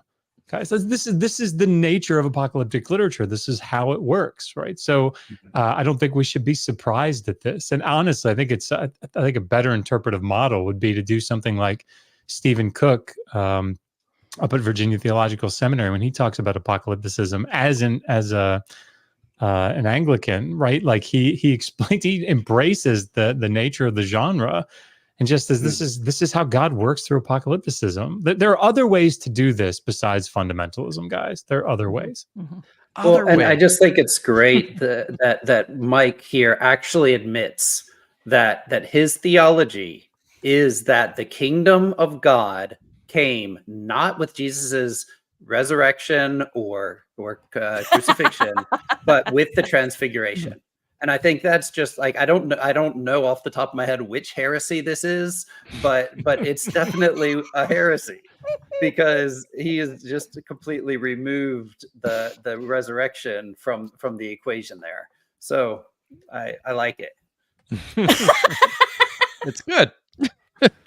All right, let's look at this last bit here where he talks about the empty tomb. Oh boy, brace yourself. Now let's talk about the empty tomb. Brace yourself. This is super interesting, because this is where the video goes off the rails in a sense. Satan's Guide to the Bible purports to be what all scholars know and pastors all know it, and then they do this empty tomb nonsense. The majority of scholars would disagree with the implication of this video that the empty tomb is not historical. Now Bart Ehrman thinks it's not historical, a view he took on at some point in his career later on, not earlier on, after he was doing debates. And it seems to me that the empty tomb was a powerful debate point that his enemies would bring, his enemies in the debate, right? His opponents in the debate would bring, saying, hey, evidence for the resurrection, the empty tomb is an important one. And then he later said, I don't believe that anymore. Well, most scholars do believe it nowadays. So that's right. Most scholars do. You wouldn't know it from this video, though. Here you go. As Jesus' tomb is empty, his body vanished. The earliest discussion we have of the resurrection is provided by Paul in 1 Corinthians 15. His argument is striking since he makes no mention of an empty tomb. Paul never mentions, not once, the empty tomb. Should I expect Paul to mention it to think that he believed in it? Next thought. If Paul believed in the empty tomb or didn't believe in the empty tomb, is that weighing into the historicity of the empty tomb? Go back like 40 years. The majority of scholars were totally against the empty tomb. It was laughable if you try to make a case for the empty tomb. Scholarship has moved in a very different direction nowadays, where the majority of scholars, even non-believers and skeptics and atheists and things like that, do believe the empty tomb is a reality. Jesus did rise, and then the tomb was later found empty by women. Who was that did the tomb stuff? She's over at Bart. That's it, right, guys? Magnus. All the scholars now believe that Jesus rose from the dead. Well, in the 1980s, scholars all said the empty tomb was not historical. Right. What scholars are these? Again, could I see some examples? Yeah. I think there is a bit of a point to be made. I'm almost done getting a large scale survey of biblical scholars ready to go that will ask. Can't wait. I've got dozens and dozens of questions about all kinds of different research questions, and I want to hear. I want to be able to say, well, we know exactly what percentage of scholars think this. And I think that this is obviously based on the minimal facts theory that I think so. Yeah, that we just had the book on the resurrection come out, but by Habermas, right? Yep. And so the first of 5. Yeah. What? Serious. I'm not kidding. Okay. Yeah. It seems to me that most of the scholars that I've talked to agree that they found an empty tomb. Now that does not mean they agree that Jesus resurrected, but they agree on that. I have suspended judgment. I don't know that we can say one way or another. I'm interested in what scholars think about this, so it's going to be on that survey. But I think this is where Mike had the best point to make, but just trampled all over the point to insist to come up with these claims about, back in the 80s, nobody thought this was true. Now everybody thinks it's true, and that means Jesus resurrected. Yeah. So I think Josh, you need to run, don't you? So sadly, sorry, Josh just texted and said that she's feeling sick, and oh dear. And apparently, it's not because Mike rang the doorbell and wants to throw down. I was going to say I hope she recovers in time for her cage match with Mike. Yeah. I mean, I think we can all rest assured that Mike wouldn't dare step into the ring with her. He's got way too much to lose. So I would hope not. But guys, thank you. On her because of her association with Bart. Is that why he's doing that? It's hard to know why Mike would say some of the things that he says. That's a good point. Yeah. But probably. All right. Take care, buddy. Thanks, guys. See you around. See ya. Okay. Well, should we finish this and then get to some super chats? Yeah. All right. Good. So, oops, that tab. Thank you. Ehrman's University too, same school. They found tombs that match the description of the tombs from the Bible, and they're just in the Jerusalem area. They're not farther away. You don't have these tombs in, say, Rome, where some people will suggest some of the Gospels were written. The Sanhedrin and their role in burying and taking care of those who had died in Jerusalem around Passover time, the desire to get them buried and taken care of, the function of the tomb, Joseph of Arimathea, his role in the Sanhedrin. There's a bunch of interconnecting pieces that speak of the historicity of it. 1 Corinthians 15. I delivered to you as of first importance what I also received, that Christ died for our sins in accordance with the scriptures, that he was buried, that he was raised on the third day in accordance with the scriptures, that he appeared to Cephas, Peter, and to the 12, and he appeared to more than 500 brothers at once, and It's silly to think that this is evidence Paul didn't know about the tomb. He died, he was buried, he rose. Does burial require a tomb? No, it could require just a hole in the ground. But is it consistent with the tomb? Yes. Do we also have very early accounts of the tomb? Yes. Do we have any conflicting accounts? No. Normal history, you would just assume Paul's talking about the empty tomb here. But skeptical, propaganda, you're going to be like, no, I'm going to make it so hard for you to prove any element of your Christian faith that I will fight you tooth and nail every step of the way. That I think is what's happening key, here. Right? proving That's elements of your key. Christian faith is what he's Yes. saying there, and not talking about what the texts are saying or not saying. And Yep. yeah. So I think the point that JJ was making there was that if the empty tomb became a standard, a rally cry for early Christians, we would expect it to be found there. Yeah. It's not like this is just some kind of historical incident. Like the empty tomb is how the Gospel of Mark ends. The empty tomb becomes, I mean, that's one of Habermas's points, the empty tomb. But either it had not taken on that social significance by the 50s CE when Paul was writing, or it was generated after that time period. Right. And so in reconstructing how these things develop and are transmitted and are represented in the literature and in the traditions, that's not an inappropriate question to ask. That is not a problematic observation that Very much. The empty tomb becomes significant. It is not significant in 1 Corinthians 15 when Paul tries to say, here are the significant things. Right. And so that is, I would suggest that is evidence that maybe this is something that was developed, that was innovated later. And also on that, and somewhat tangential, but I think it's relevant to the conversation, which is that passage in 1 Corinthians when he keeps saying according to the scriptures, those steps that Paul established, drawing from the scriptures, are not steps that any other Jewish writers were making. They weren't connections people were writing prior to Paul. He creates these bizarre, really interesting connections.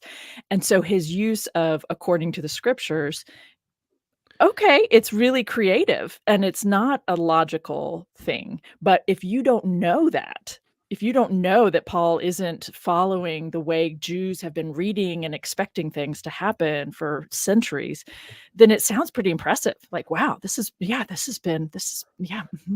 there. It's in there. But it's not clear. In fact, one of my seminary professors, had to sit down with me and be like, that's what I worked on in my doctorate, is how did Paul make these connections? Like, where did he get them to begin with? Now we can see it, but how did they get there? First of all, Nice. I hope I'm making sense, but no, totally. I wanted to point out too, like what we understand about literature in general, and this is my reception history kind of thinking coming into play, is that like when you don't have a trope, and then suddenly a trope appears, and then that trope becomes elaborated on and becomes almost fan fictioned into more and more contexts. Right. Like that is okay. It's negative evidence, but it's also is a very strong evidence for when that trope becomes popular. And so I don't think in terms of what's like historically real or accurate or not with these things, but we can see in the literature that it is the Gospel of Mark that seems to be the beginning of the trope, and it is a very interesting phenomenon that gets picked up on, that becomes elaborated on in the other Gospels and then in the early Christian literature, and then it becomes an issue that has to be discussed of whether or not it could be historically true. Right. And so you get these apologetics and the anti-apologetics, and we get all that stuff going on in the 2nd century because there's the question of, hey, is this significant for the faith or not? And so, like, from my perspective, it's this shows up at Mark and becomes interesting only then. Yeah. And exactly. Thank you. I'm going to butcher the pronunciation. Is it Paulogia or Apologia? It's Apologia. Apologia. Okay, thank you for the correction. Wow. I was totally wrong about Habermas, and I apologize for that. I pulled up an article real it's quick. an easy mistake to make, though, because he used to include it. Well, he says in this, as one of his minimal facts. I think he had like a broader and a narrower set of facts, but something like that. He says in this 2012 article in Southeastern Theological Review, I've never counted the empty tomb as a minimal fact.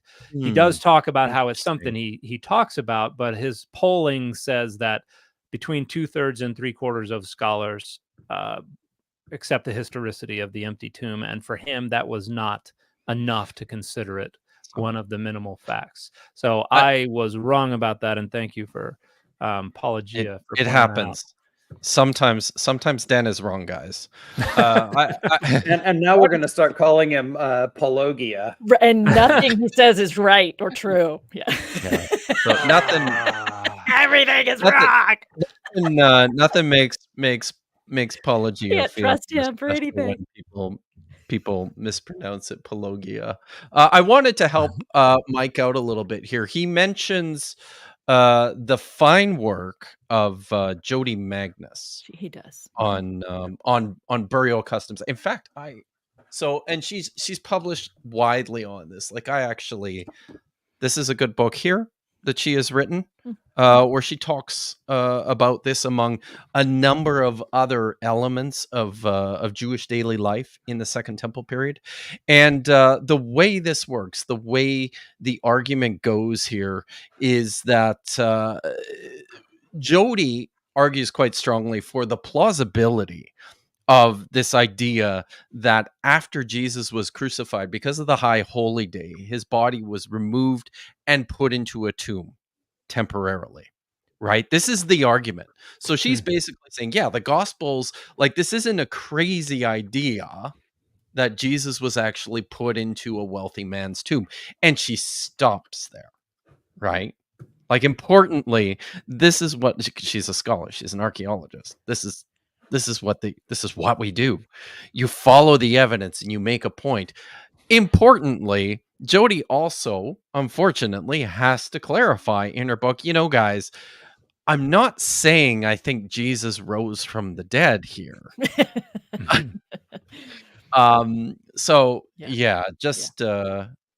Do we have anything more? Or should we get to questions? Let's hit some questions. Yeah.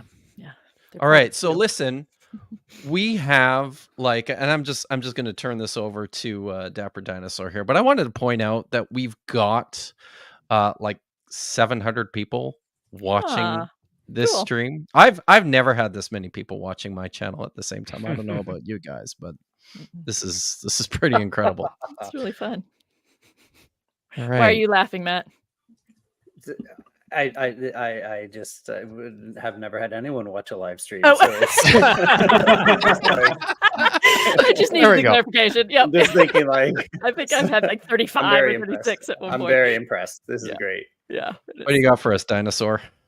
All right, so we have a whole bunch of things. I have started a few things that I thought were interesting that weren't super chatted.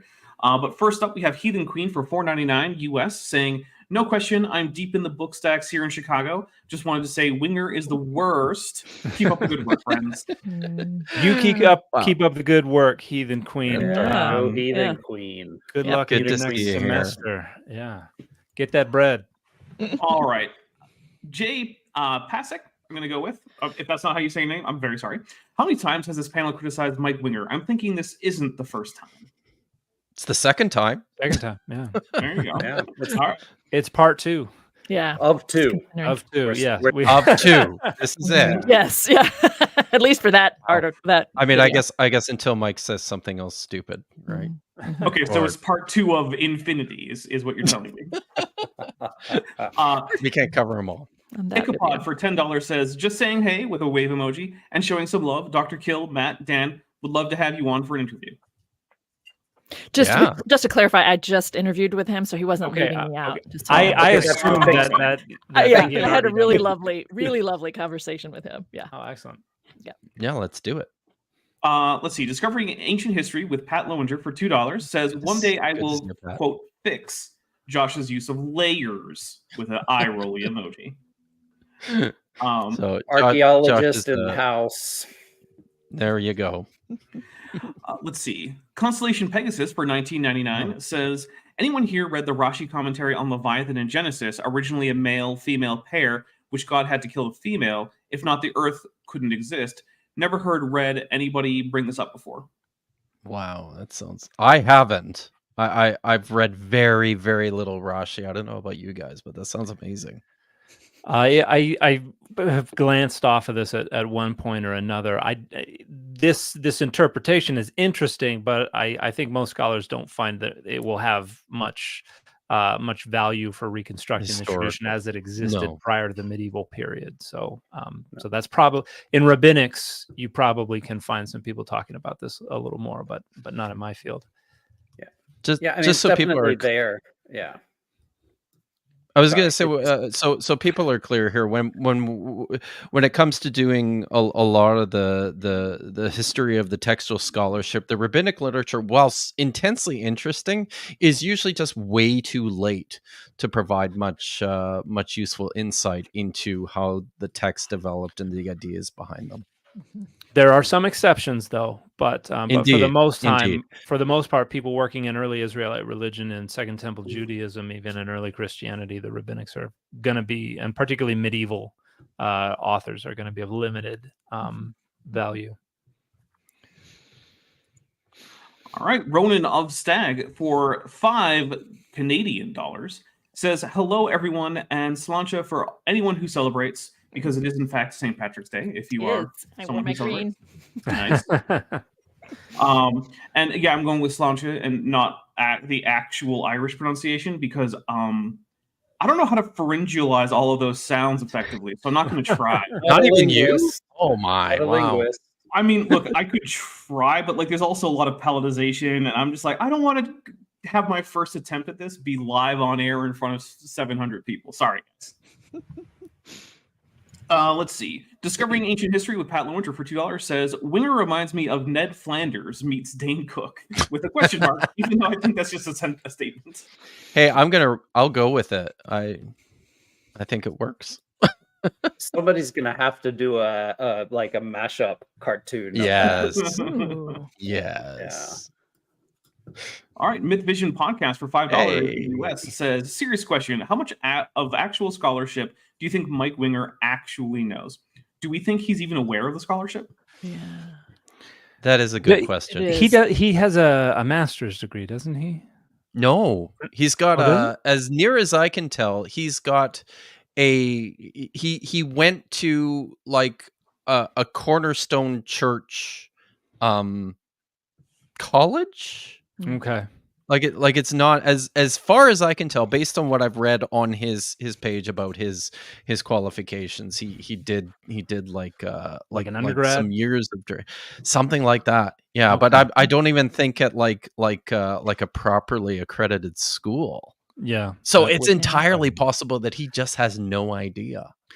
And also, even in accredited programs, frequently on the seminary side of things, or even conservative universities, you're going to be trained in your position on these things, and so they're only going to selectively let critical scholarship in, along with how to combat it, for the most part. And so there are folks who will talk a good game as if they've been fully exposed to all the critical scholarship, but it will be wildly outdated stuff. It will be apologetic stuff, and they will only know the critical scholarship through the lens of being basically spoon-fed bits and pieces of happening.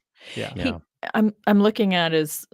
I mean, I know you all have seen this, but he graduated from the School of Ministry at Calvary Chapel, Costa Mesa, and was ordained in 2006. And I haven't, looked up Calvary Chapel. Yeah. But just the name itself is not giving me any kind of, not a lot of confidence there. Yeah, right? that's the language I was looking for. Yep. Yeah, you could almost call him an autodidact. Yeah. Yep. Or inspired by the Holy Spirit. That's even better, right? Option. PI says, I mean, you guys just hide the truth, the other side of scholarship. You just want to sin, but temperature in hell is rising. Yeah, because there's so many good people down there. It's rising on Earth too, so hey, we're all out of luck. Actually, I'm really hoping that's not a typo, and he meant to type schoolership. Yeah. There's a famous saying from Brigham Young, from my own tradition. One of the least offensive things he said, where he said, if the Mormons end up in hell, we'll turn the devils out and make a heaven of it. which I is like a that sentiment idea. That sounds that I kind of like. Yeah. Okay.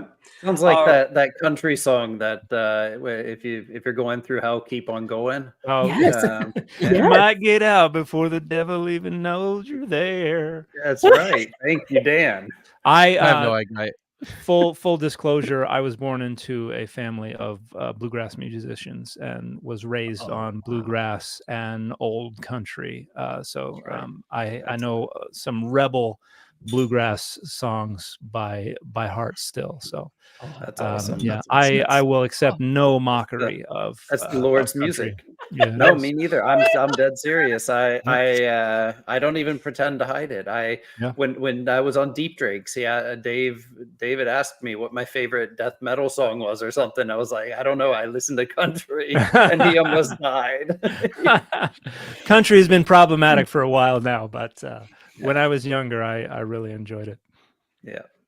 All right. Ravillo178 for $5 says, could you elaborate on, quote, mourning her virginity, unquote? She didn't lose it. What, I think that's does, not dies. The Hebrews say exactly. Well, I was looking at, I have the Hebrew up, but I'm looking at the English translations. So it's a couple different places. So in verse 37, Judges 11, verse 37, she said to her father, "Let this thing be done for me. Grant me 2 months so that I may go and wander on the mountains and bewail my virginity, my companions and I." And then verse 38, "Go," he said, and he sent her away for 2 months. So she departed, she and her companions, and bewailed her virginity on the mountains. Well,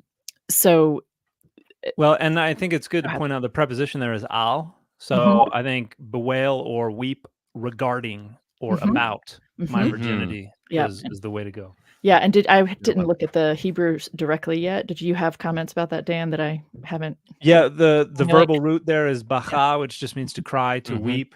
Mhm. And then you have al betulai. So Right. and that's the abstract concept of virginity with the Virgin, first yeah. common singular Yeah. possessive. So to me, that just means she's going to die without having served her purpose in this way to a man, right? Yeah. She's dying as a virgin. And to me, that is so much more intense than just she's not going to have children and she's not, but it's her purpose in life is to serve a man in this way, and she's not going to get to do it. Yeah, so she's mourning because she's a virgin and going to stay that way. She's going to die this way in this state, yes. And the thing that's being mourned is not, oh, I won't have children, as Mike says. The thing that's being mourned is she's not going to serve her purpose in this way, which is one of the main messages we get in the Hebrew Bible is women are here for men's purposes, to give them, for them to have sex, to give them children. So it's almost like we could say that the author was a man who is mourning that this virgin is going to get sacrificed. Yep.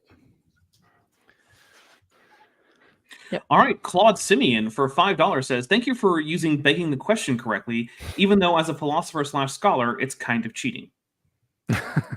So I'm not touching that one. Discovering Ancient History with Pat Lowinger for $2 says, it was a cosmic do-over, Dan.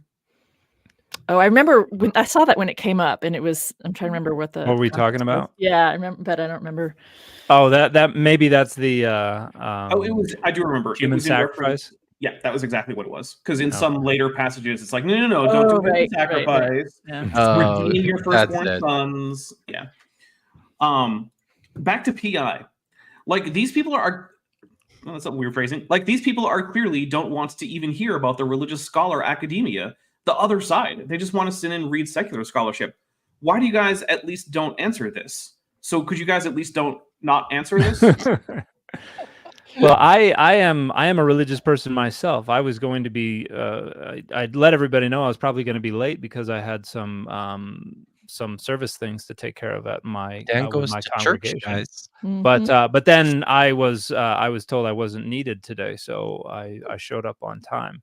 And I read religious scholarship, and I am friends with religious scholars. And so, yeah, this is there's nothing wrong with critical scholarship, and you'd be surprised how many critical scholars are believers themselves. Yes. So many. So many. Most of them. I mean, really, Right. most of them. Yeah. Yeah. It's almost like That's how we get into this, right? Yeah, I'm so confused by this comment. Yeah, like me too. it's just it's not it's obviously has no understanding of the field that we're in. Right. Just I like think Mike. people like to just assume, Mike. just make up what they think the field is like, and they're going to make it up in a way that serves their presuppositions and their interests and protects their self-image. And if that means suggesting that critical scholars are all ungodly sinners and religious scholars are all saints, that's what they're going to make up, and then they're going to just assert it as if it were fact without bothering to go get any experience with it. Come to SBL. I was just gonna say that, like, dude, just drop into one of these sessions. Register for it's in SBL. his neighborhood. He's in Southern California. He could just drop in San Diego. Just swing by. You don't even need to register if you don't go onto the vendor floor, and just go see how many people in religious garb you see walking around. And see how many people. Go talk to people and ask how many of them are religious. And this is the ungodly guild of biblical scholars that ETS glares down their snout at. So If it makes y'all feel better, I also watch people do the same thing to all sorts of other fields of academia. Like I see them routinely do it to biology, geology, physics, astronomy. So it's not just this that we have someone show up and be like, well, these are just the godless, heathen, atheist biologists. Happens all over the place. It feels like this has just become a general feeling among some towards scholarship. Yeah. Regardless of what it is, right? Revelo 178 for $5 Canadian says, "Could you elaborate?" You saw that one. I went up instead of down. That was the problem. Milwaukee Atheist for $5. Also, FYI, Kip has an I'll read you the intonation there. Also, FYI, Kip has an unreleased fanfic about the steamy relationship between David and Jonathan. Hot stuff. Do you really? That's no, I actually do not. So this is my friend Lawrence trying very hard to get me into trouble and misspelling Jonathan in the process. Yeah, I was gonna say Jonathan. Maybe I don't know. It's a good idea. Maybe I should do that. This version of Jonathan is just a neuter noun in Greek. That's what's happening. Oh, right thank there. you. Okay, Oh, that's academic humor. Good job. Thank you. This is a good point. Dark Circles 22 for $10 pointed out the inherent sexism in Isaac being rescued from sacrifice while Jephthah's daughter isn't. To my fundamentalist dad, he verbally agreed, then just shrugged it off as unimportant. Wow. Well, it's a paradigm destroying thing to recognize, and so if you're not going to try to work your way around it, you're just going to ignore it. Yep. Carrie Bronson for $5. How does the line to non-parents go? It's different when it's your own kid. That's about child sacrifice as well, Oh, yeah. specifically God. pre-gaming for God's own sacrifice of his own child. There you go. Nice. Nitty for $9.99 US says, "What Sean McDowell told me he was an adult." Jesus was an adult, not a child. So what? Oh yeah. Sean McDowell told me Yeah. he was an adult. Yeah. So this was apparently something I tackled in the video that I made about it. These other apologists made a big deal about the fact that Jesus wasn't a child; he was a full-grown man. Well, so was when Isaac. he went to the cross. But isn't this teenager? Yes. Yeah.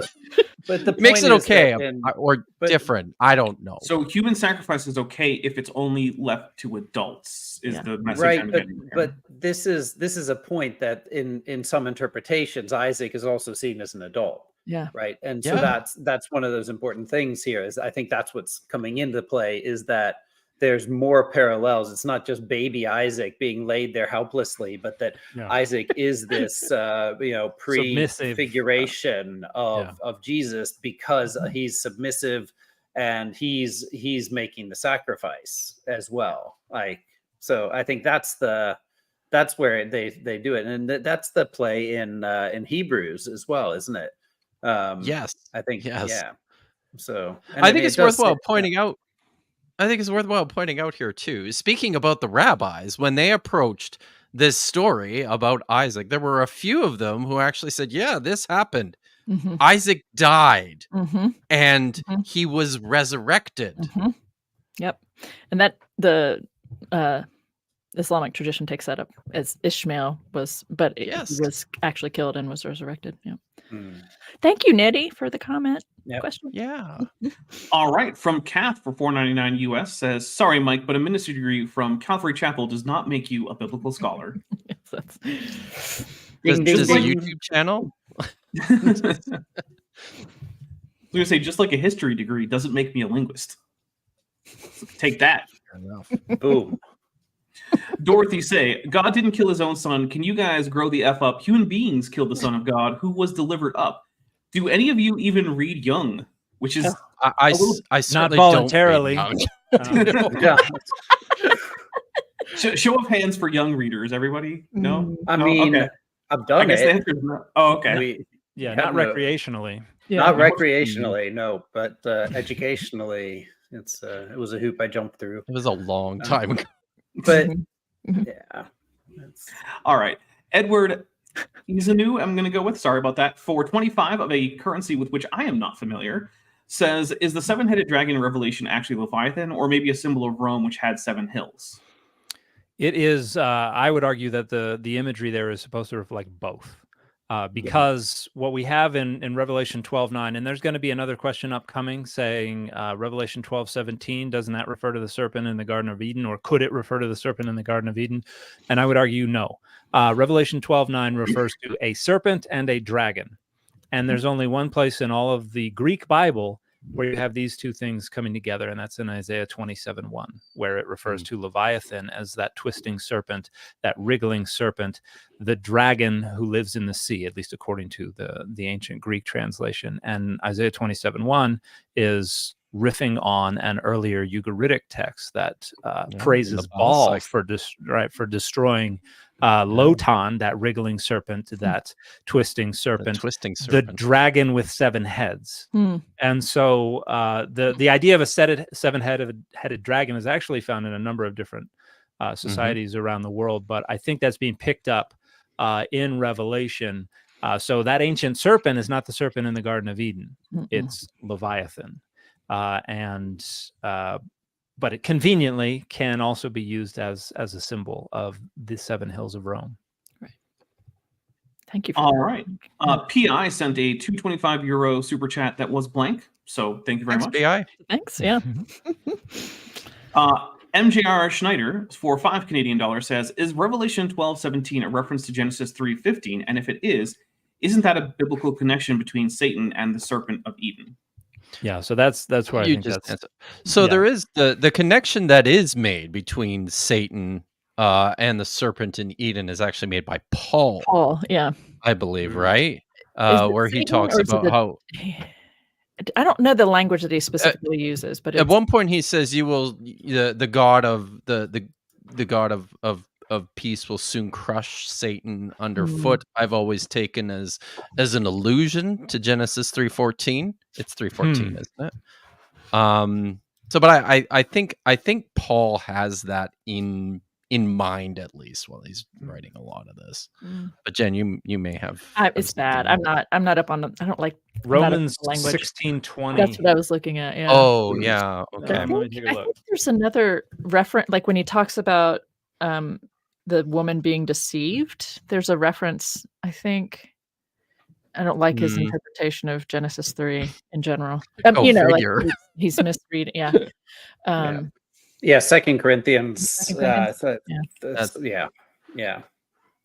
But yeah, I just as we're all like staring at our screens, and I'll just throw an anecdote out there from the Syriac Book of the Cave of Treasures, where Satan comes to the garden, and the interpreter here that's retelling the story of this snake at the Garden of Eden just is reflecting on how this could happen, that the snake could actually speak to Eve, and says, well, how would a snake even talk? And he says, and it's just like when you have a bird and you teach it to speak Greek, You hold a mirror up in front of the bird and you stand behind it speaking to it in Greek. And the bird will look at you and see his mate and think that his mate is speaking to him and will repeat the words. And then he will speak Greek. That's amazing. As someone That's who how knows you- a thing or two about birds and anatomy and snakes, I'm just going to point out birds have a syrinx, which is what allows certain species of bird to pronounce things that sound like human speech. Snakes don't even really have vocal cords. So even if that is how you got a bird to speak, it wouldn't work for a snake because they literally can't make the kinds of sounds that humans would recognize as speech. It cannot be produced by a snake. That's why some snakes have done things like evolved rattles because they can't hiss at you or scream at you. So they have to use some other part of their anatomy to make a noise to warn you, hey, you're getting close. I would rather not have to bite you and waste precious venom, but I totally will. If a snake talks in the forest, does anybody hear him? Sorry. I'm trying to see how Romans 16:20 connects with Genesis 3, but the Greek there actually doesn't say crush. Yeah. Your head. It's Doesn't uses the verb it? I thought- tereo. It says to guard or watch or keep. Oh wow! And so yeah, I got to go back and look at that. Thanks. So maybe there's another there's a variation on that Septuagint passage that Paul is talking about. I don't know. And Stevens for £5 just sends a thumbs up, which reminds me, if you have not hit like on this live stream, please do that. It does help get this into the algorithm. Smash that like button. Yes, please. Yes. Smash. As the kids are saying. Indeed. That's how they say it. The Brojo Show, Gen X the BS, for $5 says, the Christian's God is the Bible, and apparently the all-knowing can't go outside its binder. Well, not all of them, but I think there's certainly some for whom God is the Bible. Yeah, it's very equated. And as much as people like Mike Winger would absolutely deny that, I think the label fits. I certainly thought of it that way without being conscious of it, but just put those on the same, his language demonstrated that. And I used to think like that, right? That reading the Bible is like reading the words of God. God says. Without realizing what that premise was saying. I saw it on the same level as God, essentially. Interacted with it that way. So, yeah. Supreme Scientist for $10 says, according to the Bible, God confused the languages after the Tower of, I think you mean Babel incident, not Bible incident. Why is it now our fault that we have to struggle to find the quote original meaning of its words? It's just part of the curse, right? Yeah. God messed that one up too. Bad decision. Actually, we just talked about the Tower of Babel on our show, on my channel, didn't we? Yeah. We did. I have a video about that as well. There was a woman who was claiming that Hebrew was the original language, and all the languages other than Hebrew were made at the Tower of Babel. And the Egyptian hieroglyphs, this was wild. The Egyptian hieroglyphs were all developed from those 22 proto-alphabetic characters that became Hebrew. It was something. It's very backwards. Wow. Yes. When you have it, you can find it, huh? You can read it. David Aquarius for $20 says, I've been dying to ask this question. If you had to create a spiritual worldview that's consistent with your scholarship, what would that look like? Is there an existing religion that even comes close? Love you all. Heart emoji. Well, I think I'm a little I'm not entirely sure what a spiritual, like, does he mean like a religious worldview? I think so, yeah. Yeah, accepting some sort of spiritual or religious experience, I guess. Framework. Sets of I don't know. Ideas. I mean, I did it for years, and you made your own religion. What? Sorry, what? Did you make your own religion?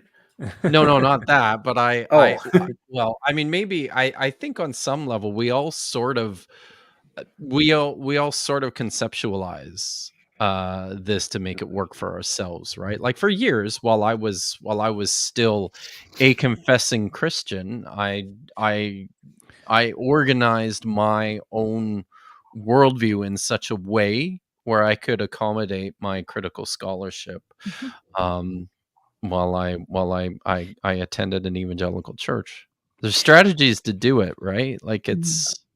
I mean, I can say, for instance, I find some of the basic ideas within Buddhist framework I find really helpful because I think those, acknowledging that acknowledging the way and why suffering happens, and having a framework for how to process that and manage it moving forward. I mean, that's my language. That isn't Buddhist language, but that's what they're getting at often with the Four Noble Truths, and then the Noble Eightfold Path, right? So, there's some ideas about how the world works there that I find really helpful.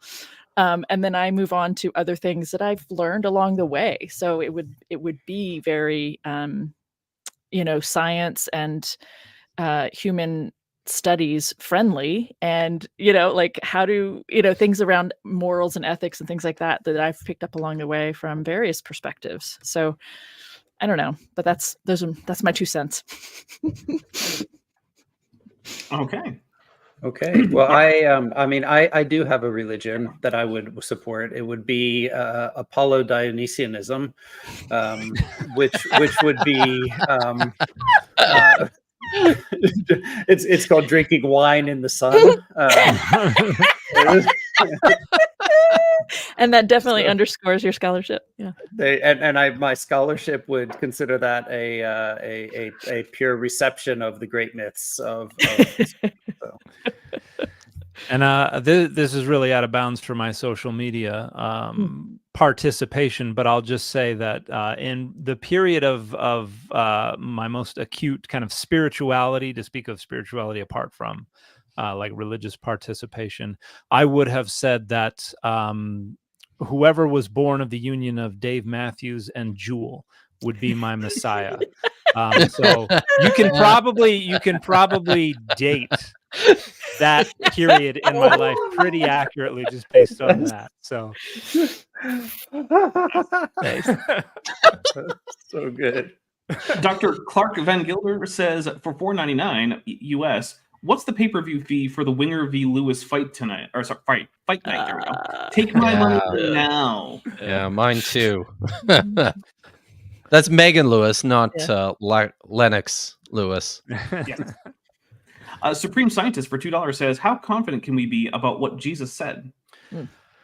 Not incredibly. Very. This is something that I talked with Helen Bond about on our Data Over Dogma podcast. That was a great episode, by the way. I thought she did wonderfully. And she commented, we can get kind of the gist of the worldview, but in terms of actual words spoken, there's no way to be confident about anything in there. All right. TX Scientist for $9.99 US says, I was indoctrinated in Church of Christ as a kid, and they said the kingdom coming was Acts 2 and Pentecost. A reinterpretation there. Keep up the great work. Nice. I think Acts 2 would have said that they were fulfilling Joel, not they were. I mean, they're pretty explicit about that, right? Yeah. But I agree that Pentecostal churches would be telling people. So, like the Church of Christ would be telling people that the kingdom actually comes in Acts 2, and not with the crucifixion or resurrection, because that is a super normal Pentecostal way of interpreting things. So, in those Pentecostal churches, like the Church of Christ, they would that I can see. So, I think that's actually really cool to see that that way of interpreting it. That we're just like you pick the spot where you like your theology the most and say, well, this is where it actually happens. All right. Now this is a bit of a two-parter. Lord Dissident says Jesus didn't exist; he was a myth, and then also follows it up with, neither did Moses or Muhammad, and I'm not used to having Muhammad mythicism bandied about. That's a relatively new one for me. New to me too. I think David Fitzgerald is starting to flirt with that idea. I won't be surprised if none of you know who David Fitzgerald is, but I actually do know who he is. Yeah. Oh, he asked me to blurb one of his books or something, and I just really did you? I didn't have time to. I like the guy, what I know, but I just couldn't muster enough attention to feel comfortable. Anyway. Sorry. Anyway, yes, back to what you're saying is more important. David, is that maybe we should do a poll? Is David saying that about Muhammad? That there's no actual in some of his he says he's writing a book about how virtually all the religious figures, like all the religious founders from Buddha to Moses to Jesus to Muhammad, they're all just Dave fictional. Matthews and Jewel. Yeah. They're all just them fictional. too. They're entirely I'm personally a well-known Bob skeptic, and I know we have photographs of the Bob, but I don't care. I'm still a Bob mythicist. No, in case anyone knows what Bobism is, which no one does anymore. Oh, I thought you were sorry. I thought you were referring to the from Baha'i. I thought you were, well, so the Bob actually is the predecessor of Baha'u'llah. The Yeah, Baha'u'llah yeah, was a that's what I Bobist. thought you were. So I'm going one step back, and I was saying the Bob didn't exist. Baha'u'llah, no, he's great. The Bob, no. Okay. EC Mix, Friday evening to Sunday morning is in no way 3 days. Charitably, it's 2 days, but more accurately, a day and a half. Can someone explain this? It's just on the third day. So Yeah. Friday is day 1, Saturday is day 2, on the third day. There is the conflict with the sign of Jonah, however, where it says, as Jonah That's was true. in the belly of the great fish for 3 days and 3 nights, so the Son of Man will be in the heart of the earth for 3 days and 3 nights. And that is totally inaccurate. Right. But yeah, if I flew on a plane to to California on a Friday and then came back on a Sunday, and then my boss asked me why I was late to work, I'd be like, oh, I've been in California for 3 days. Like it's you just speak in kind of generalities when you talk about that kind of thing. It's not required to be 72 hours on the dot. All right, Heng Fashi for $20 says an omni being needing any being to be killed to propitiate. It is really fracked up. So It is. It always irked me how when I think that's Adam and Eve realize they're nude, God gives them animal skin togas. Those animals must have been like, whoa, WTF, bro? Is that really necessary? Awesome. Yeah, no, this Awesome. issue of actually just sitting with processing what we're saying, that God's anger at us for being who he created us to be according to the narratives, right, is so great that his anger can only be appeased by taking the life of someone innocent and full without sin and all this stuff. It's really stunning that I didn't see that for so long, but I see it differently now than I did for when I was an evangelist. And I think this is related to the same issue with the child sacrifice, Mhm. is you are receiving this tradition and then renegotiating it. Right. And so the whole idea of animal sacrifice is that somebody needs this to eat, probably originally deceased ancestors, which then became deities. And so there's a perception that they need this. Mm. And then you receive that tradition. And at some point you're like, do they really need this? But it's the received tradition, and so you rationalize it in Work with whatever it. way you need to. And this is this goes into ritual theory and ideas about how this is causally opaque, where we don't really know what on earth is going on here, or any relationship between what we're doing and something we hope to get on the other end. But we do it because this is what we do. And Right, but you missed a step there, Dan, because there's like it gets watered down and all that kind of stuff, and then it turns into money. That's definitely because you get to a point where we're like, wait a minute, why are we making them give food? Why are we burning? Wait, can't they just give us money? Yeah, and then there's that. And this is where Josiah's reform comes in, and he's like, I kind of like everybody having to come here. Maybe we shouldn't rebuild all of the cult sites that Sennacherib destroyed. So guess what I just found in the temple? Yeah. God's Scroll of the law. Whoa. So it turns out you're supposed to be bringing all your money to me. So amazing, man. The original prosperity preacher. There you go. Ayal Goods for 10 Canadian dollars says, this is for Dr. Bird. What are your thoughts on Song of Songs 3:11, crowned him on the day of his wedding, the day his heart rejoiced, and then also he went on to later say he messed up the Hebrew, and I'm not going to subject you to my attempts to read the Hebrew. Okay. What? Sorry. Song of Songs 3:11. I believe that is what Yeah. SOS 311 is Yeah, referring yeah. to. He posts. He made its posts of silver, its back of gold, cedar purple. Daughters of Jerusalem, come out and look at King Solomon, at the crown with which his mother crowned him on the day of his wedding, on the day of the gladness of his heart. To be honest, this is not a passage I've spent any time with prior to this. So, I mean, I've read through Song of Solomon many times, but I've not stopped to sit with this. So I'm so sorry. And I'll go, goes. I'm not sure what you are curious about in this verse. Do you mean in the light of this, what I'm saying about marriage in the Hebrew Bible, that there's no verb to marry? Maybe is that what you're asking? Perhaps. I'm guessing that's it. On the day of his wedding. So I haven't looked at that. It's a great question. If that's what you're getting at, is the Hebrew word there. Say that again. He's got he put the text. Yeah, I don't. Which looks like that's a hapax. That's the only place that word occurs. Oh, interesting. Okay. So hapax legomenon, is that just for people who don't know what that means? Yes. Happens once. But obviously it's etymologically related to the chatan. And I would right. So I would need to look at it. I'm so sorry. I can't offer a more informed response to the question, but I appreciate you bringing it to my attention. All right. Supreme Scientist for $2 says, weird that God needs apologists to speak for him with a cry laugh emoji. John Y. Spinoza for $9.99 US says, Dr. D, I think that's probably Dan, I've been trying to register for upcoming Ming next Sunday and can't. Your site keeps saying page not found, tried multiple browsers, need some help. This is something that's been happening with the platform Kajabi, and they're not being incredibly helpful. We have set up a Venmo at Didaskaloi, spelled exactly like the website. You can also contribute directly through paypal.me/MAKLELAN. Just let us know which class you're registering for.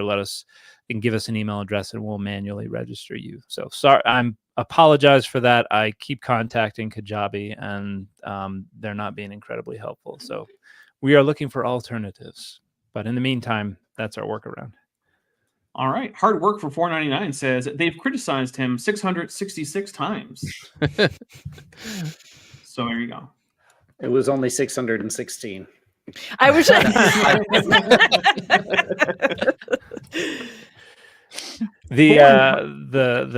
Latin Veritas, right?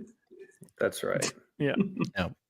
Boring Turtle for $20 says, hey, Kip, I was recently watching a video where you were talking remnants of polytheism in certain passages, i.e. Genesis 1:26.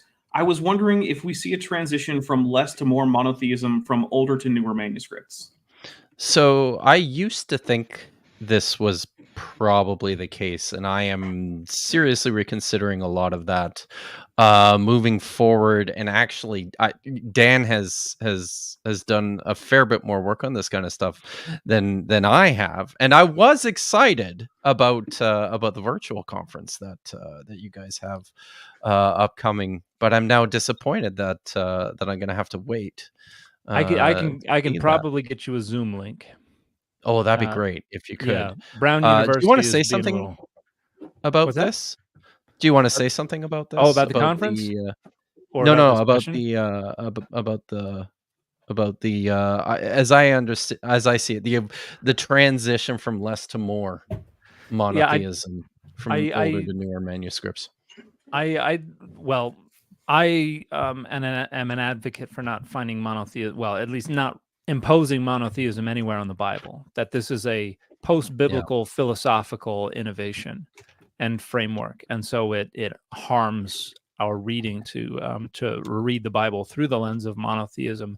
Now, you do certainly have this elevation of Adonai and the denigration of the other gods of the nations, and they get dismissed using a variety of different rhetorical terms. And they get demoted to angelic status or demonic status or things like that. But you still have recognition of other gods from beginning to end. They're all over the Dead Sea Scrolls, even within Christianity, even within Rabbinic Judaism, there are references to the gods. And so, no, you don't see a movement at all. And I think part of the reason is that with a text like Genesis 1:26, that's so deeply embedded in the foundations of that you're just going to get some kind of interpretation that becomes normative that allows it to carry on without causing trouble. And so Christians do that by saying, "Oh, it's the Trinity," which is ridiculous. But that means okay, we have a place for that on the shelf. We'll put it up on the shelf. We don't have to worry about it anymore. So it's not a problem. And so you don't have a reason to need to change it later on down the road. And Judaism came up with its own ways to do that as well. I can offer a better answer to that other question now, since I've had a minute. I'm not as quick on the Hebrew as my colleagues here, and I needed a minute. I thought you were going to be like, I can offer a better answer than Dan. Oh, that day will never come, Dan. Just let me. I just needed a minute to take a look at. They knew what they were looking at better than I did. So, the form of the verb there, the day of in the day. So, b'yom hatunato, right, is the form of this noun or verb, depending on which way you want to look at it. So, the root there is about this the hatan. This is the reference to one person in this. This is being made legitimate, comparing through the act of circumcision. So the importance of circumcision in making this one member is not of the Israelites and the other is, and so there's this covering of the other to make it part of the Israelites through the reference of circumcision, and it's so that verb is one of the verbs used to talk about marriage, which I use with air quotes. And then, so this, in the day of this happening for him, he's covering his non-Israelite partner. But it's not, this is a wedding that's taking place. It's a reference to a status that people do or do not have. One of them does not have in this pairing and is being covered by the other to make this a legitimate Israelite kind of a thing.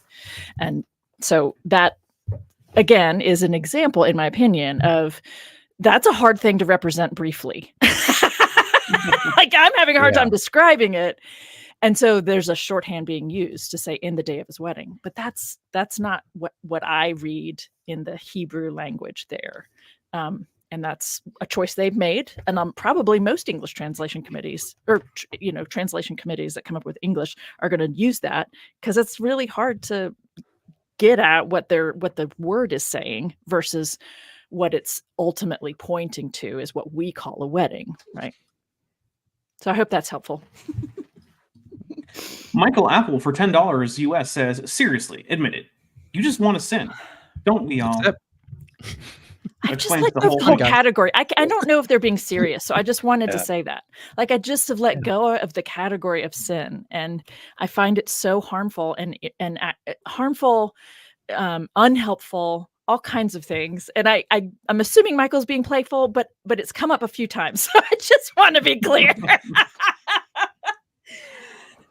All right. Archival Blob, sorry, I almost said Bob, for 26 says, just wanted to say thank you all for doing this. And yes, that is Swedish krona, I know. Thank you, Archival Blob. All right. Foo Rocker for $5 says, it seems to me the empty tomb relies heavily on Joseph of Arimathea being a real figure. Do scholars agree on his existence?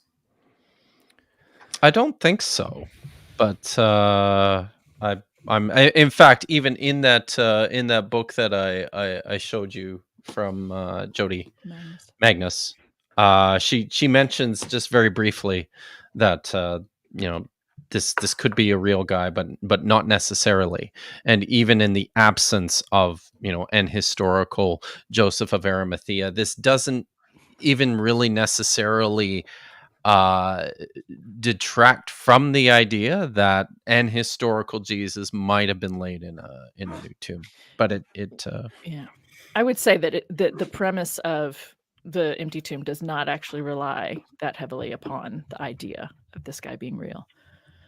It's a tomb, right? The story has this idea that's trope, right? As Matt was talking about before, right? That it's empty, blah blah blah. All right. Hengfa Shi for $10 US says, what do you guys think of all the Hebrew references finding their way into Arthurian legends? Urim on the hilt of Excalibur and Galuth, exile, sick name for a sword, being the name of Gawain's sword. Well, I don't ever think about those sorts of things. So somebody else is going to have to answer this question.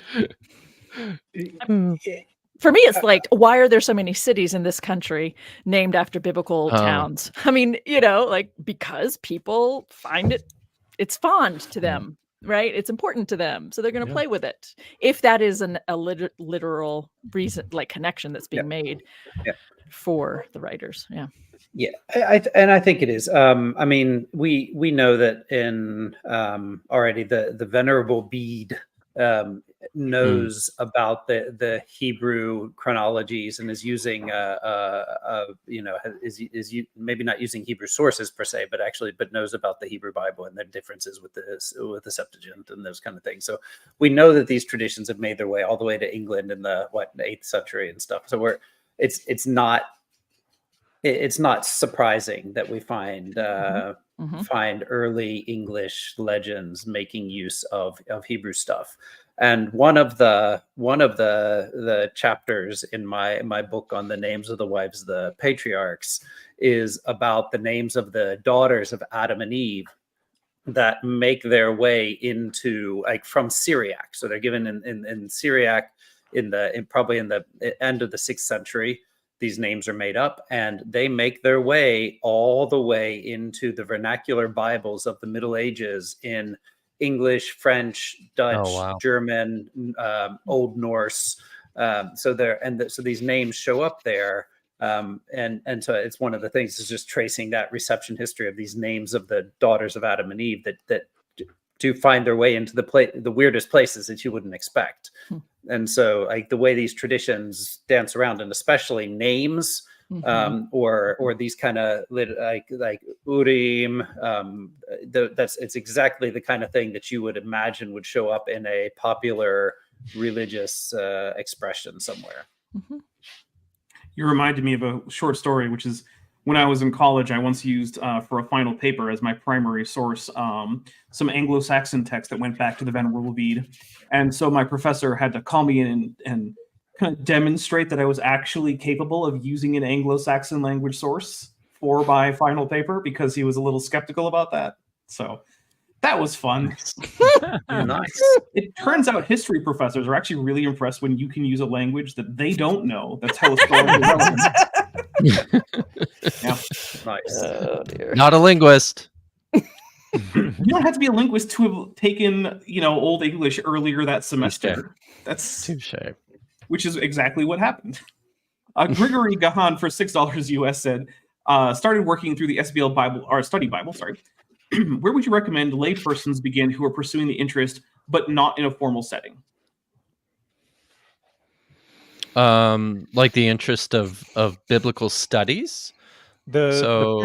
I actually have a recommendation that a standard recommendation I make, which is John Barton's A History of the Bible, the book and its faiths, which I think is the best introduction to a critical scholarly approach to the Bible, where it comes from, how it came together, how traditions historically have read it, because the third part is all about here's how the early Christians began to read it, began to make sense of it as scripture. Here's how Jewish people began to read it, began to make use of it as scripture.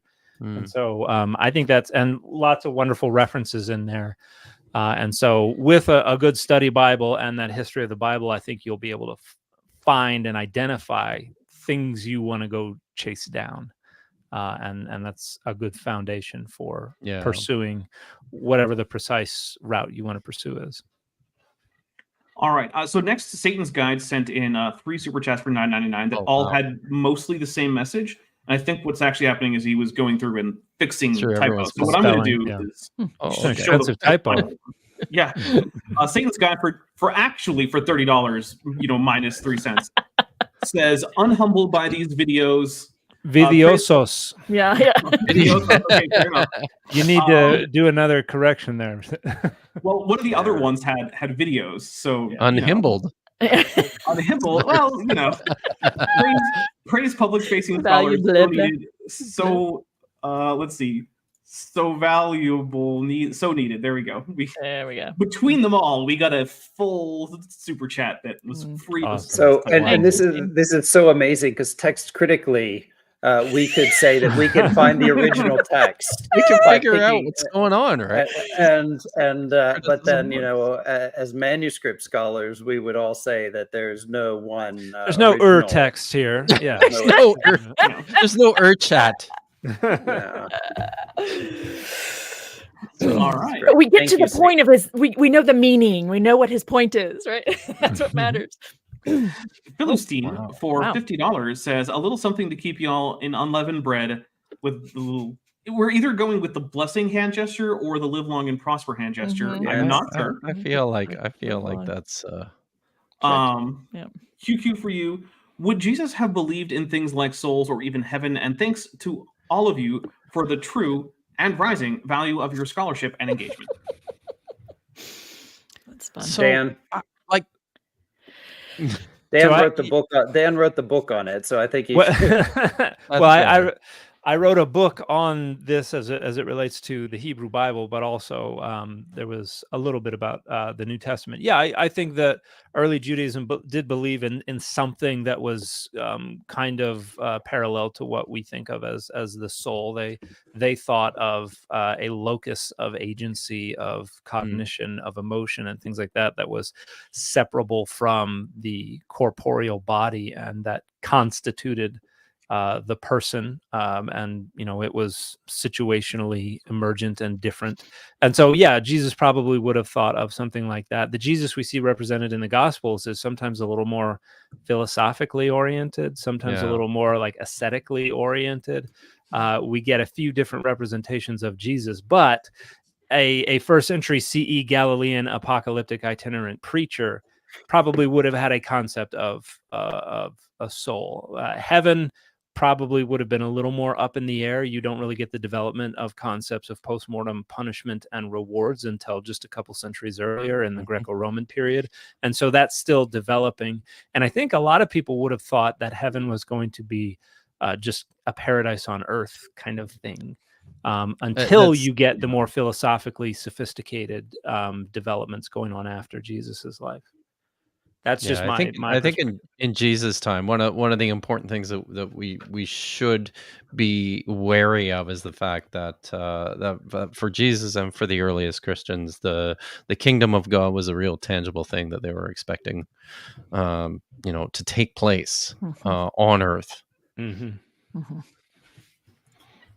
All right, the Free Thinker for $9.99 US says, what do you make of Hoffmeyer kitchen arguments for early dating of Exodus based on Egyptian etymology of names, polemics against Pharaoh, slave price matching early and not late dates, etc.?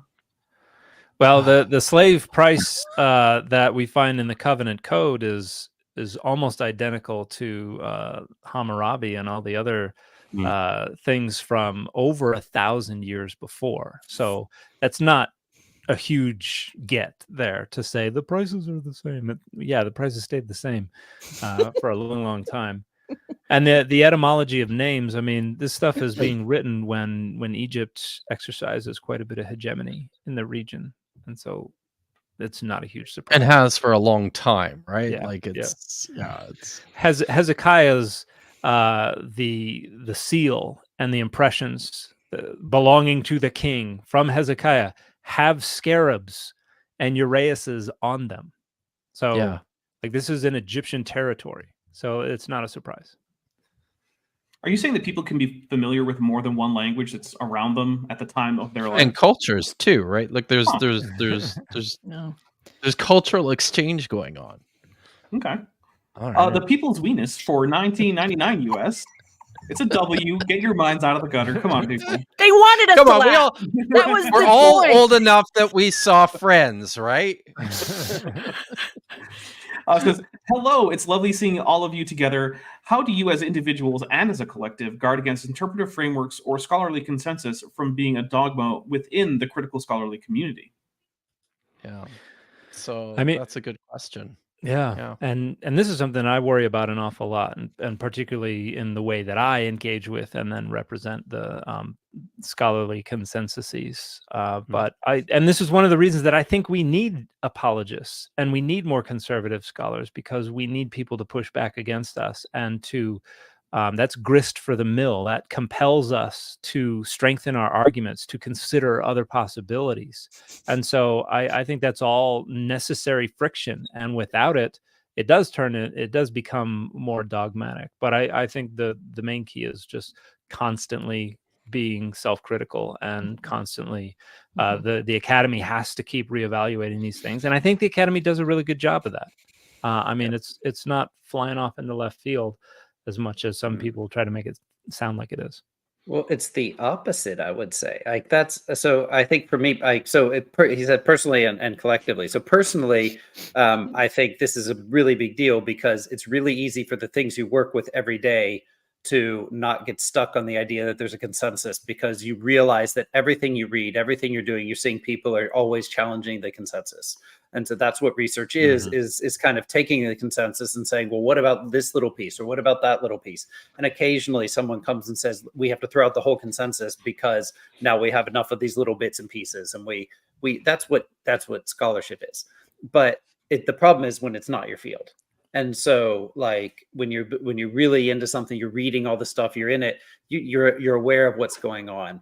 But when it's not, you might think that the consensus is where you were when you were in grad school, and you just haven't read the more advanced literature in the meantime.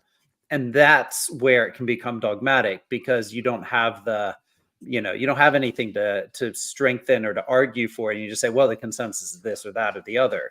And so I think that's like, for me, it's that scholarship doesn't get stuck on consensuses, because that's like every young scholar out there is looking for an angle to be able to contribute something, to write their PhD on, to do their postdoc on, to advance scholarship. And that means challenging something. But for me personally, it's about listening to other people, trying to learn and trying to let other people contribute to the fields where they are actually experts.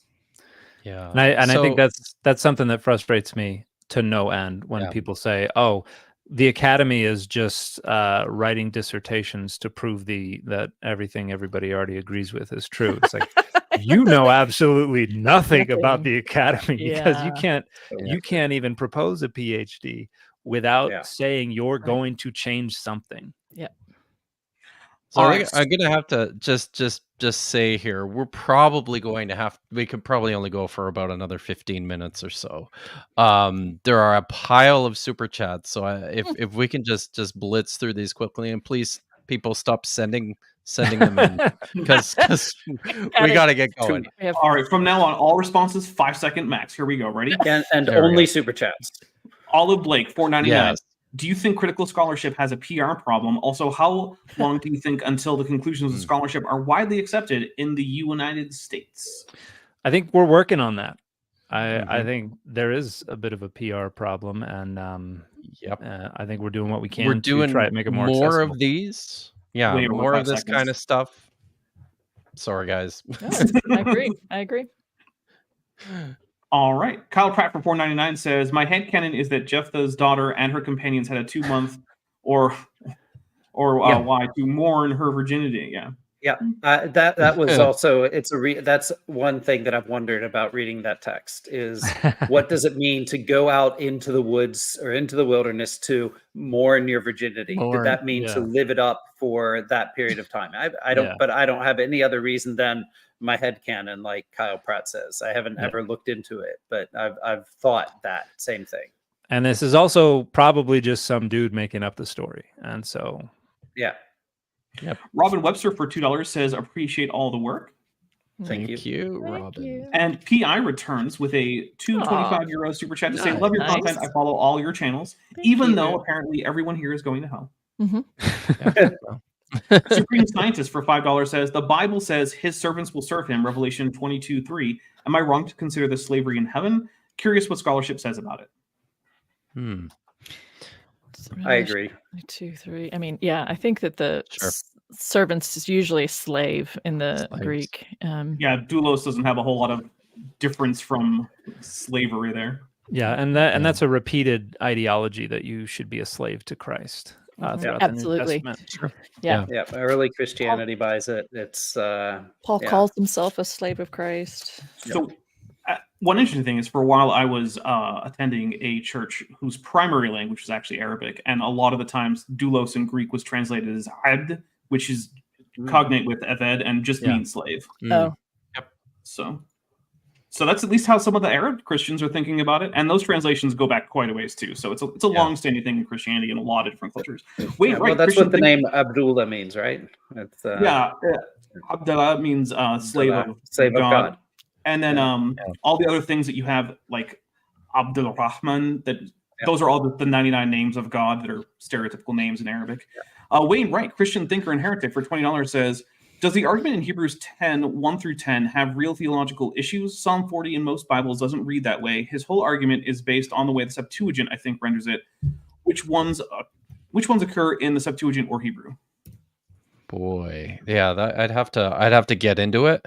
Real theological. So, I mean, even just the question about real theological issues, I would, without even seeing, I pulled it up really quickly, but since the law has only a shadow of the good things, yada yada. If we're talking about laws and sacrifices, I'm just going to go out on a limb, and I know that this I shouldn't. I probably shouldn't.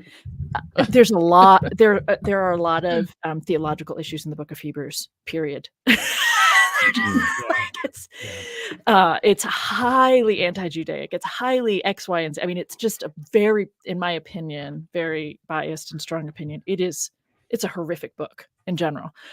So when you want to take the theological claims and trust them, that concerns me, without getting into the specifics of this passage. But I do know the a body you have prepared for me. I'm almost certain that doesn't line up with the Hebrew. That is a Septuagint departure from the Hebrew. All right. Kitsune for £5 says, do you think that Daniel in the Ugaritic story of Akkad is one of the righteous ones mentioned in Ezekiel, despite being a Baal worshiper? It's a good question. It is a good question. And you have to wonder at this point how much, how far widespread this tradition is, and what it looked like for Ezekiel if he had it. There's no guarantee that it was static or the same as how it survived at Ugarit, right? Because those texts are like 12th century. All right. This is definitely from one of my subscribers. You can tell because of the very strange name. Beta Grade Brown Unicellular Wedding Chapel for $5 says, y'all are awesome. Always happy to see a dinosaur linguist, which you're still not seeing. What are your thoughts on Paulogia's minimal witness theory? Minimal witness theory. I'm not familiar with Paulogia's minimal witness theory. Any of you guys familiar with Paulogia's minimal witnesses theory? I am a little bit, so maybe I'll tackle this. I think it's interesting. Paulogia's theory is that only Peter and I think maybe one other disciple had post-bereavement hallucinations of Jesus and managed to convince everybody, and over time this became Christianity. I will say, I think the one, I would agree with Dale Allison here, that the one thing that I think is challenging for Paulogia is the fact that in the earliest creed that we have, there is specific mention of Jesus appearing to the 12, not just to Peter and to James. So, but he's got some good ideas in there, definitely. All right. AL Goose for $2 Canadian says, thanks all. Going to read Dr. Bird's book on my flight. Thanks. Nice. Taylor for $2 US says, "Did Platonism, there we go, affect Judaism or Christianity?" Yes. Oh, yes. Next. Moving on. Christianity is the reason that Platonism is still around. That it is as well known as it is. I think, yeah. Yeah. Actually, Yeah, I mean, one place you still see a lot of Platonic thinking is with young Earth creationists when they talk about different kinds of animals, as if animals actually participated in ideal kinds that pre-exist in the realm of thoughts, which isn't how anything works. Like animalness or chairness. Yes. Yeah, exactly. It's just like, guys, this isn't how reality works. Sorry. Hayden Tank for €5.99 says, "Any book recommendations for ancestral/animist worship influences on ancient Near East Israelite cultic practices?" Oh. I don't know any offhand. Well, I could say my book, which talks about hold it back up. Adonai's Divine Images, a cognitive approach, which is an open access volume. You can access the PDF freely online, which tries to build up a theoretical framework for concepts of deity from how we perceive personhood, how we perceive the self, how we perceive the world around us. And so I talk a little bit about ideas of spirits and spirit possession and all that kind of stuff, and how that contributes to ideas about post-mortem existence in Egypt, in Mesopotamia, in Anatolia, in Ugarit, and places like that, and how that relates to the Bible. So there's going to be some of that in here, and more discussion in the references. There's a really interesting suggestion in the chat: caring for the ancient and dead, for the dead, and I'm tired, in ancient Israel. I'm not familiar with, but I imagine that they know. Yeah, it's worth considering. That's Carrie Sonia's book, "Caring for the Dead in Ancient Israel," which is talking an awful lot about ancestral worship and necromancy. Thank you. All right. Constellation Pegasus for $19.99 US says, "What is the oldest rabbinic commentary that is useful to understand the Old Testament?" Well, the oldest rabbinic depends on what you commentary mean. would be, I mean, the oldest material you probably find in the Mishnah. And then, I guess Constellation it varies Pegasus knows this. I think Constellation Pegasus knows generally what they're talking about very well. Probably. Yeah, and they're referencing the commentary about the rabbinics. So what I don't know. So what I think depends on. I mean, I don't think there's rabbinic commentary material that helps us with a historical reading of the Old Testament. I would, but I think that the rabbinic commentaries are all very interesting as they help us understand how people were reading and interpreting scripture in different places at different times, and the development of the idea of what those scriptures meant to them, and that's so. I mean, I think that's all valuable in every case. So it just depends on what you want. But yeah. All right. Deep Drinks for $2.99 Australian dollars says, "Favorite sin?" We could just go around like Kip. What's your favorite sin? Mine is mixing fabrics. I don't know about you guys. Okay. Let's go counterclockwise. So I'm not. We don't. I'm not answering. Okay.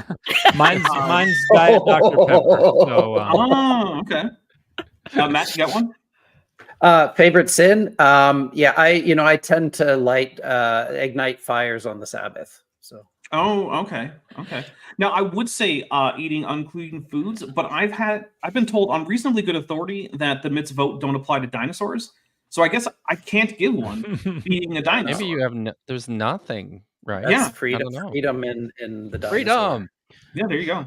I mean, to be fair, the Bible doesn't say anything about non-humans eating unclean food. Seems to just be okay with that. So, all right.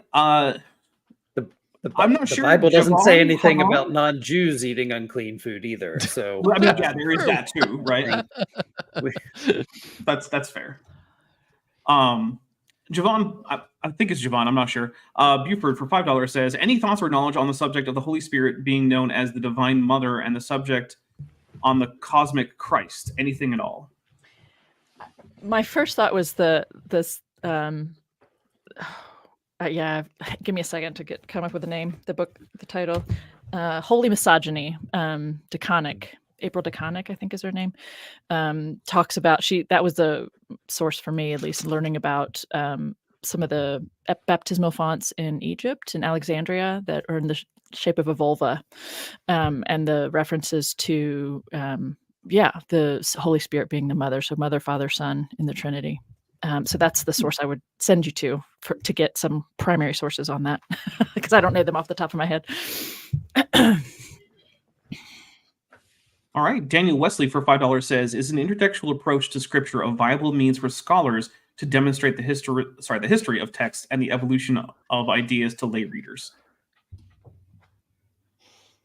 I mean, there are words and concepts in there that most scholars wouldn't use in talking about this, but recognizing how texts are making use of other texts is absolutely a big part of trying to arrange them chronologically and relatively, and then trying to understand how they're developing and making use of each other. All right, and here's our last super chat, and it is from Lady Wasser for $9.99 US, who says, "I'm at work at 35,000 feet." Actually, I guess it says 35,000 feet. It's a very, very exact altitude right there. Very precise.